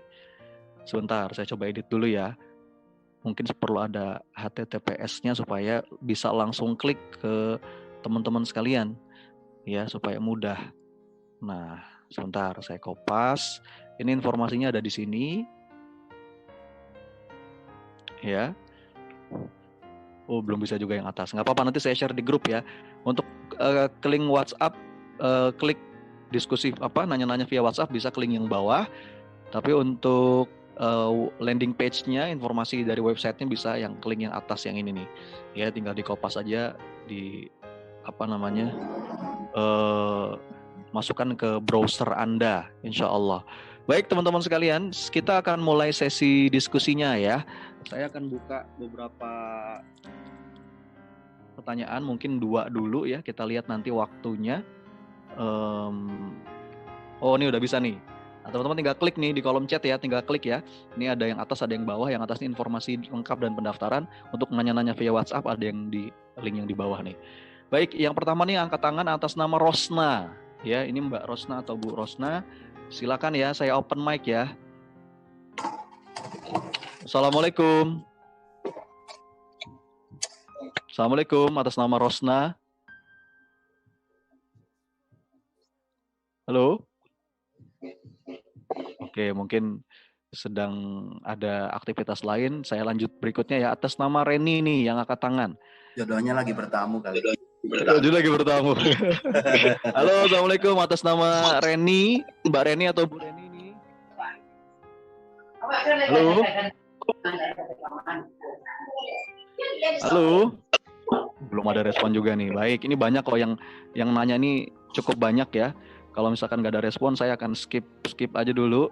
Kemudian berikutnya atas nama Mayang IR Biru. Assalamualaikum. Waalaikumsalam, Mas Sony. Ya, Mbak Mayang, dari mana Mbak? Dari Tenggarong. Oh, Tenggarong. Silakan Mbak, Masya Allah. singkat ya. Bersama Mas Reza ya, silakan langsung. Assalamualaikum Mas Reza, mau bertanya. Salam. Singkat aja mungkin, saya mau tanya gimana sih tanda-tanda atau ciri-cirinya bahwa kita itu udah siap menikah. Mungkin itu aja, terima kasih. Wassalamualaikum warahmatullahi wabarakatuh. Assalamualaikum warahmatullahi wabarakatuh. Singkat, padat, mantap. Silakan Mas Reza. Baik, bismillah ya. Yang kita gimana tanda-tanda kita sudah siap menikah? Ini sama kayak tadi yang di chat, juga ada yang sempat tanya apa indikatornya. Kita dikatakan sudah siap untuk mengarungi rumah tangga. Jadi yang jelas kita dikatakan siap atau nggak siap, kita harus tahu apa yang akan dihadapi. Banyak teman-teman kita yang terjebak pemahaman yang keliru. Kita itu terlalu sering diracuni sama film-film Disney, film-film romantis dan lain sebagainya yang sekuensnya selalu begini. Mereka ada masalah, berhasil menyelesaikan masalah, kemudian menikah dan bahagia selama-lamanya. Jadi seolah-olah yang perlu dipersiapkan untuk menuju pernikahan itu adalah untuk merayakan kebahagiaan itu terus-menerus. Bagaimana nyari duit yang banyak, biar apa? Biar nanti bisa beli rumah yang bagus. Kalau rumahnya bagus, ya nanti punya anak yang anaknya disekolahin yang tinggi dan seterusnya. Jadi seolah-olah nggak ada ini. Padahal yang kita hadapi pertama kali dalam pernikahan tentu adalah masalah. Gitu. Memang ada kebahagiaan dalam masalah, tapi kebahagiaan itu yang namanya sakinah itu, yang namanya ketenangan dalam rumah tangga, itu kalau dari tafsirnya, termasuk dari segi bahasa dan lain sebagainya, itu artinya bukan hanya tenang, tetapi ketenangan setelah tenang yang seperti dahan yang tenang setelah tertimpa angin. Tafsirnya begitu. Sehingga sakinah dalam rumah tangga itu adalah ketenangan yang didapatkan setelah berhasil menghadapi menyelesaikan permasalahan-permasalahan. Sehingga kalau Ustadz Yosi, saya pernah sharing dengan beliau, itu dengan tegas menyatakan bahwa fitrahnya rumah tangga, bentuk asalnya rumah tangga adalah masalah. Kita udah kasih contoh tadi gimana handuk basah aja, selembar handuk aja bisa jadi masalah antara suami dengan istri. Bagaimana pilihan warna korden aja bisa menjadi permasalahan antara suami dan istri. Apalagi hal-hal yang sifatnya besar, perbedaan prinsip. Kalau kemarin tuh malah lebih ekstrim lagi ya, antara kunut atau nggak kunut gitu, itu jadi masalah dalam rumah tangga. Jadi kalau kita tahu apa yang kita hadapi, kita bisa lebih mudah mengukur kesiapan kita. Kalau kita paham bahwa di rumah tangga di rumah tangga itu ada masalah, kita tentu paham betul bahwa berarti yang diperlukan oleh kita, yang perlu kita siapkan adalah mentalitas untuk menghadapi masalah itu. Mentalitas untuk berjuang, bahwa kalau menikah itu artinya kita mulai berjuang, bukan garis finish, tetapi itu malah garis start awal, kita akan berjuang sama-sama masalah saling menghadapi dan lain sebagainya. Nah, kalau indikator yang paling mudah sebenarnya kalau menurut saya, Anda bisa lihat aja sejauh mana Anda bisa menerima kekurangan orang. Karena pasangan Anda bukan pasangan yang sempurna. Situasi yang Anda hadapi dalam pernikahan nanti bukan situasi yang perfect, yang sempurna, yang selalu indah dari awal sampai akhir. Sehingga penting bagi kita untuk belajar menerima ketidaksempurnaan. Belajar menerima ketidakidealan kondisi dan ketidakidealan waktu. Saat kita sudah bisa tersenyum melihat ketidaksempurnaan, saat kita sudah nggak protes lagi melihat hal-hal yang nggak bagus menurut maksudnya bukan nggak bagus, bukan arti menyalahi syariat ya, tetapi kalau hal-hal itu nggak ideal seperti bayangan kita dan kita bisa mentoleransi itu, maka itu bisa dikatakan kita sudah siap untuk bersanding dengan Tuhan. Dan indikator yang lain adalah Anda bisa bahagia meskipun masih sendiri, masih jomblo sekarang. Karena orang yang nggak bahagia sendiri nggak akan bahagia saat berpasangan. Sehingga penting bagi kita untuk mencari rumus kebahagiaan. Bagaimana caranya agar kita bisa bahagia dan bahagia tanpa syarat. Begitu. Jadi memasuki pernikahan, sebelum masuk pernikahan pun sudah happy, sudah tahu rahasia bahagianya apa. Saat pernikahan pun yang dia bawa kebahagiaan. Jadi bukan mencari kebahagiaan, tetapi membawa kebahagiaan. Jadi itu dua indikator yang bisa yang ini dua dari sekian ya. Salah dua indikator yang bisa dilihat sejauh mana kita bisa menerima kekurangan orang lain dan sejauh mana kita bisa menciptakan kebahagiaan. Karena yang kita bawa dalam pernikahan adalah membawa kebahagiaan, bukan mencari kebahagiaan. Nah, kalau nanti di materi sekolah nikah itu dijelaskan tentang bagaimana kita bisa lebih rinci lagi, karena itu masuk tema pembahasannya masing-masing. Bagaimana kita bisa menerima ketidaksempurnaan pasangan, bagaimana kita bisa menerima kondisi situasi yang tidak sempurna dalam pernikahan dan seterusnya, sehingga kita bisa lebih bahagia dalam proses menuju jodoh. Itu nanti akan dirunut tuh dan lebih lengkap di situ. Kalau dijelaskan di sini bisa 2 jam lagi selesai. Jadi secara singkat bisa saya sampaikan yang bisa menjadi indikatornya. Tentu indikator yang lain juga ada. Contoh. Sejauh mana kita bisa bertanggung jawab atas tugas-tugas yang dibeban, tugas fitrah kita. Misalkan sebagai seorang suami, sejauh mana dia bisa jadi imam? Sejauh mana dia bisa menjadi imam yang dalam arti sebenarnya ya, imam sholat, sebagai istri sejauh mana dia siap menjadi ibu, menjadi madrasah bagi anak-anak. Tetapi yang paling singkat, yang mudah dilihat adalah kita sejauh mana kita bisa siap menghadapi orang lain dan sejauh mana kita bisa menciptakan kebahagiaan. Kalau Anda sudah selesai perkara mental itu, insya Allah Anda sudah siap mentalnya untuk persiapan lain bisa silakan Oke, pertanyaan. Masya Allah. Terima kasih Mas Reza. Mudah-mudahan terjawab ya.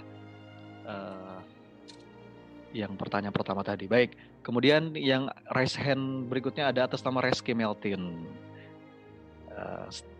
Halo, Assalamualaikum. Waalaikumsalam warahmatullahi wabarakatuh. Silakan Mbak, langsung sama Mas Reza ya. Bismillah.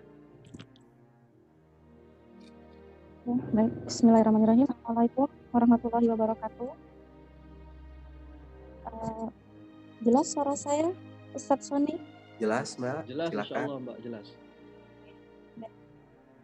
Maaf ya, sebelumnya saya ada pertanyaan dua nih, mungkin juga perwakilan dari teman-teman yang lain, karena ini menjadi suatu pertanyaan bagi saya gitu kan. Yang pertama, orang tua kita ini ada yang paham dengan kita, ada yang enggak gitu kan. Jadi orang tua kita ini pertama masalah pacaran sama enggak pacaran. Kalau yang pacaran itu katanya kita butuh perkenalan, butuh kedekatan gitu kan. Jadi orang tua kita kalau kita di masa sudah mengerti dengan agama gitu kan, tidak mengenal lagi dengan kata pacaran. Sedangkan jika kita ingin menikah, katanya itu siapa, berkenal, dia kerja enggak, anak siapa, asal usulnya dari mana gitu. Itu yang pertama. Yang kedua, di saat kita ingin menikah, Masya Allah begitu banyak ujian buat kita gitu lah. Sehingga ada kata-kata sempat mundur, diberhentikan, di-stopkan gitu kan. Dan di saat kita ingin menuju ke pernikahan, itu satu sama lain kelihatan buruk-buruknya gitu.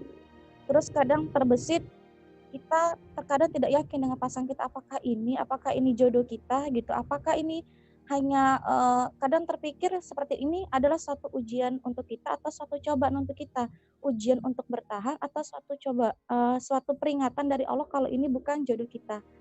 Mungkin itu saja, terima kasih. Wassalamualaikum warahmatullahi wabarakatuh. Assalamualaikum warahmatullahi wabarakatuh. Silakan Mas Reza. Baik, jadi ada dua hal Mbak Reski ya. Saya ulang, yang pertama tentang orang tua, perbedaan pemikiran antara kita dengan orang tua, dan yang kedua saat mau nikah ujiannya banyak, kemudian mulai tampak gitu kekurangannya, itu cobaan, ujian atau apa gitu ya, kita harusnya maju atau mundur. Nah, ini yang saya bilang bahwa seringkali sharing tentang cinta dan pernikahan itu kasuistik, karena yang dialami setiap orang mungkin akan berbeda, sehingga proses sharing yang intens itu lebih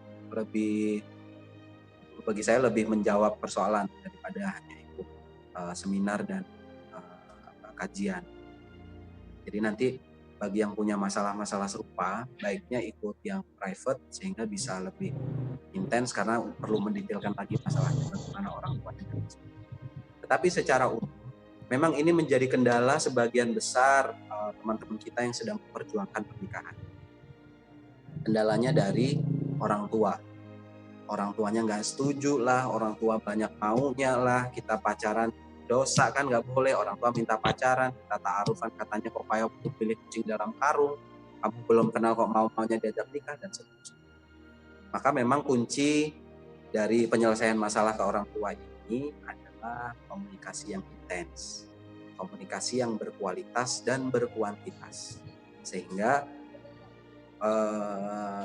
yang perlu kita pahami pertama sebelum kita action ke orang tua adalah orang tua itu nggak pernah punya niat buruk ke anaknya, sama sekali nggak pernah punya niat jahat.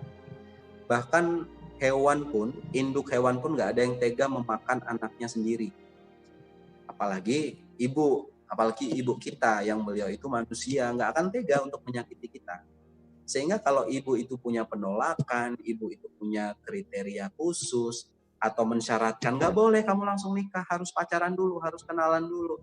Itu sebenarnya motif mereka itu pasti baik. Yang pertama mereka ingin anaknya bahagia, dan yang kedua mereka nggak ingin anaknya sengsara. Sama aja kan, artinya orang tua pengen sekali yang terbaik untuk kita. Kenapa Anda nggak boleh ta'aruf? Kenapa Anda diharuskan pacaran sama orang tua? Karena orang tua melihat bahwa dengan pacaran itu Anda bisa bersanding dengan orang yang lebih cocok secara karakter karena sudah proses pacaran dan sebagainya. Itu. Jadi akarnya orang tua adalah niat baik, tetapi caranya yang keliru. Jadi niat baik tetapi keluarnya keliru, keluarnya menyakiti, keluarnya nggak sesuai dengan ajaran Islam dan seterusnya. Ada juga yang terganjal karena orang tuanya mengharuskan, nggak mau, mama nggak setuju kalau dia belum PNS. Itu ada yang seperti itu. Tentu bukan karena orang tuanya matre, bukan. Jangan buru-buru suudzon mengecap bahwa oh itu orang tuanya matre, itu bukan. Tetapi karena orang tua ingin hidup Anda nanti terjamin dengan gaji tetap, pengen Anda bahagia, gak sengsara perkara finansial. Sehingga tantangannya adalah menjelaskan ke orang tua bahwa Bu, yang penting bukan berpenghasilan tetap, tapi tetap berpenghasilan. Artinya boleh kok Bu, bukan PNS, asal tak, insya Allah sudah jamin rezeki kita. Maka kuncinya di permasalahan orang tua ini merupakan komunikasi berkualitas dan berkuantitas. Sehingga kalau pengen orang tua luluh, ya, tingkatkan kuantitas komunikasi dan tingkatkan juga kualitas komunikasi. Nah, sebelum ke situ gini, orang tua kenapa sih gak rekomen anaknya ikut ta'aruf? Kenapa orang tua nyuruh anaknya pacaran dulu? Karena mungkin, sekali lagi ya, niat baiknya orang tua kan karena niat baik nih. Karena mungkin orang tua melihat kalau Anda nikah dengan orang yang baru Anda kenal, nantinya akan ada masalah yang nggak bisa Anda antisipasi. Nantinya akan ada masalah-masalah yang nggak bisa Anda kompromikan di kemudian hari. Sehingga itu yang perlu kita berusaha untuk damaikan antara Anda dengan orang tua. Ya. Nah, sebenarnya kalau dikupas lebih dalam lagi antara ta'aruf dan pacaran, mana sih yang lebih menjamin kebahagiaan? Apakah iya pacaran itu lebih menjamin? Kalau di teori komunikasi ada namanya teori bawang, onion theory. Onion theory itu mengatakan bahwa kalau kita berinteraksi dengan orang lain, maka kita sedang mengupas lapisan bawang orang tersebut satu persatu. Jadi lapisannya kayak dikupas satu persatu. Lapisan terluar ini merupakan nama, alamat, informasi itu. Lapisan terdalam ini karakter-karakter pribadinya gimana, hutangnya berapa, penyakit apa yang dia derita gitu. Perkaranya kalau orang pacaran, lapisan yang terbuka ini nggak mungkin sampai ke dalam. Yang terbuka hanya lapisan-lapisan luar. Kenapa begitu? Karena kalau orang mau pergi ke rumah pacarnya, dia pasti dandan dulu. Aib-aibnya ditutupin dulu. Yang jelek-jelek disembunyiin dulu. Maka bawang yang kelihatan, bawang-bawang yang bagus, sisi-sisi yang bagus aja. Beda dengan orang ta'aruf. Kalau orang ta'aruf, begitu Anda baca proposal ta'aruf, yang terlihat di situ langsung aib-aib. Penyakit apa? Bukan aibnya juga sih. Yang terlihat di situ langsung informasi yang sangat personal yang nggak semua orang tahu. Berapa jumlah hutangnya, apa penyakit yang pernah dia derita, bagaimana kondisi keislaman orang tuanya, bagaimana penghasilannya dan seterusnya. Itu nggak dibagikan ketika awal berpacaran, tetapi dalam awal ta'aruf kita sudah tahu informasi itu. Maka kalau ngomong dari ta'aruf sama pacaran, mana sih yang lebih efektif untuk proses pengungkapan jati diri itu? Maka ta'aruf jawabannya. Karena pacaran itu penuh dengan pencitraan. Yang dibuka cuma kulit-kulit yang bagus. Tapi kalau ta'aruf, kita dipaksa untuk membuka semua. Apa iya Mas kalau ta'aruf terbuka semuanya? Kan dia ada peluang untuk pura-pura juga. Memang betul. Tetapi di ta'aruf kita punya asuransi. Kita ada orang ketiga. Ada perantaranya. Yang dalam hal ini kalau di kasusnya sekolah cinta PPA, yang menjadi perantara ta'aruf adalah tim sekolah cintanya, termasuk trainer dan sebagainya. Bahkan komunikasi aja nggak boleh japrik, harus ada penengahnya, harus di grup yang itu isinya calon perempuan, calon laki-laki, dan tim sekolah cinta PPA. Maka orang ketiga itulah yang nanti akan ikut memberikan garansi bahwa dua-duanya harus saling membuka diri sepenuhnya. Sehingga kesimpulannya, kalau kita lihat ta'aruf dan pacaran, mana yang lebih efektif, Artinya ta'aruf ini lebih efektif karena lebih membuka bawang secara utuh. Melibatkan perasaan dulu. Bayangin kalau pacaran udah baper, udah terlanjur sayang, ya kan? Udah terlanjur dibawa ke sana kemari, dieret-eret ke sana kemari. Cuman diajakin nonton, cuman dibayarin makan 30.000. Kita udah kesengsem dan kayaknya udah pengen nikah sama dia, padahal bawang-bawang yang busuk di dalam itu belum kelihatan. Jadi begitu. Itu kalau kita mau menjelaskan secara logis ke orang tua tentang pacaran. Tetapi Mbak, menjelaskannya juga tentu tidak bisa langsung seperti itu. Yang diperlukan apa tadi? Komunikasi yang intens dan komunikasi yang berkualitas. Berkualitas itu nggak melulu harus bicara serius, duduk berdua sama orang tua, kemudian bicara serius, tegak, nggak harus seperti itu. Jadi quality time sama keluarga itu malah sering kali muncul hal sepele yang itu sifatnya hal-hal sehari-hari. Maka mulai sekarang nih kalau pengen percepatan, satu, dibawa nama orang tuanya dalam doa. Dibawa nama orang tuanya dalam doa setiap selesai sholat, setiap minta tolong sama Allah untuk membuka hati orang tua. Untuk menyelaraskan keinginan orang tua dengan keinginan kita. Sehingga kita tidak perlu berdarah-darah restu orang tua. Sehingga kita tidak perlu berdarah-darah untuk meyakinkan konsep pernikahan Islam. Karena Allah yang megang hati orang, termasuk orang tua kita. Maka kalau Allah sudah membalikkan hati ini, udah enak aja nanti selesai.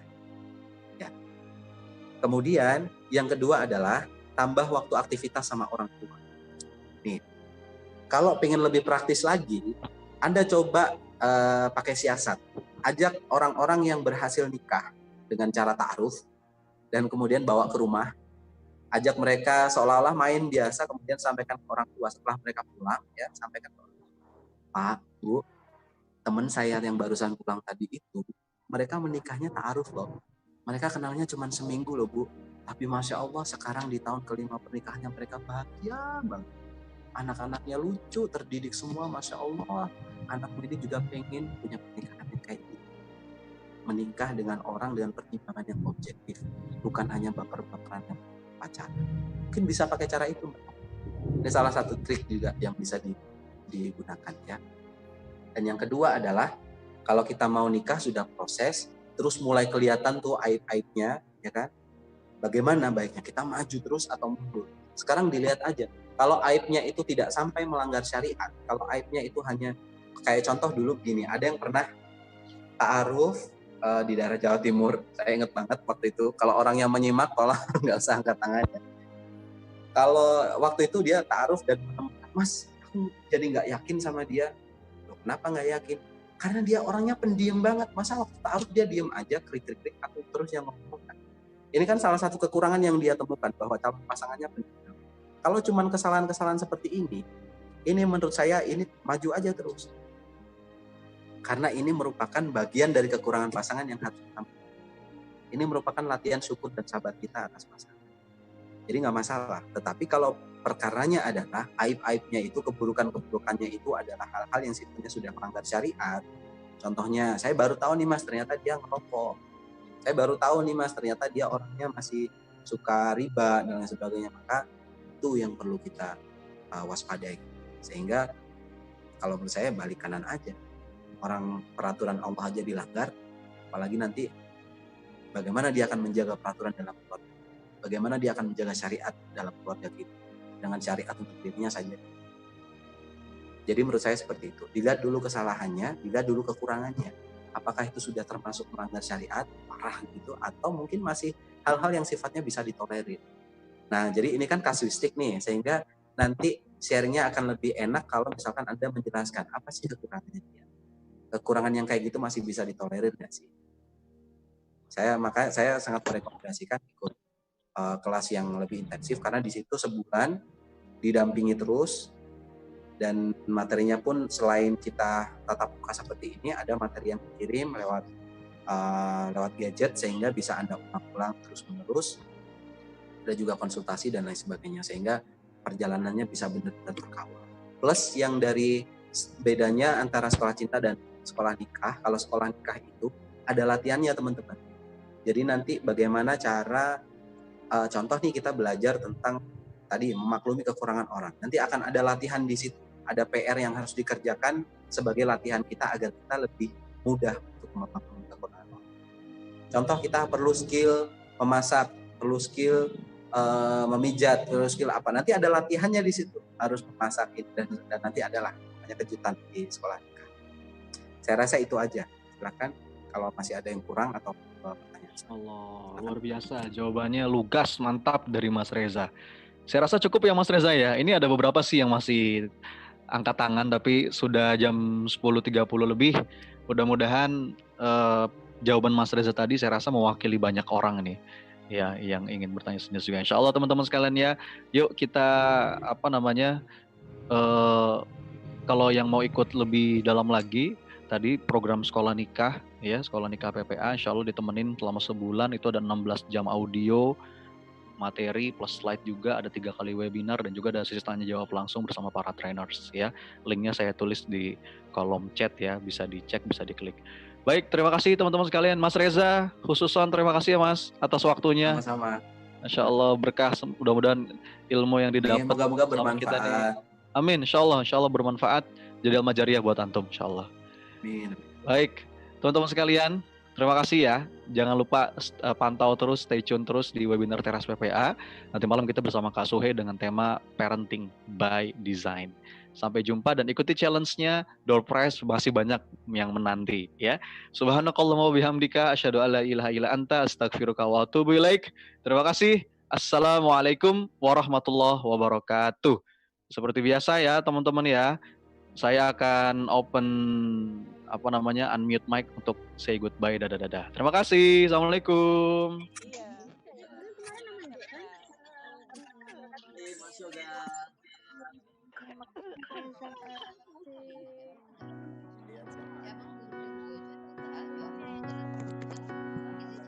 Jazakallah Mas Reza. Terima kasih semuanya. Selamat malam. Semoga nanti bisa silaturahim ya kalau coronanya udah lewat.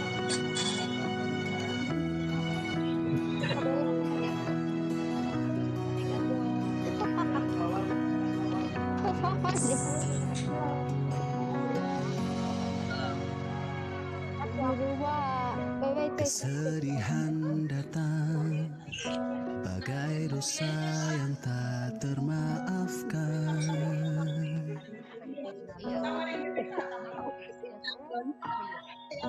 Linang air mata tak akan pernah bisa berdusta.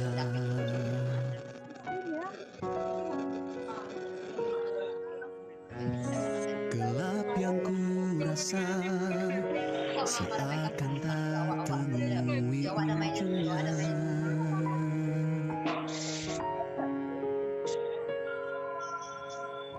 Tapi tak mengapa, ku yakin ada pesan cintanya. Allah yang maha cinta takkan biarkan ku sendiri.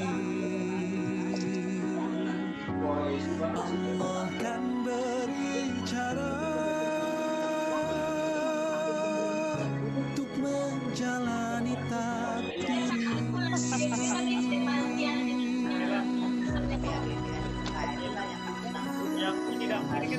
Perjalanan panjang demi mencari jalan pulang.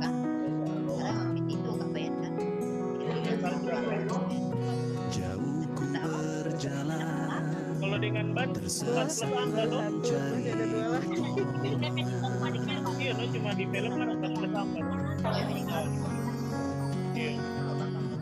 gelap yang ku rasa seakan tak temui ujungnya.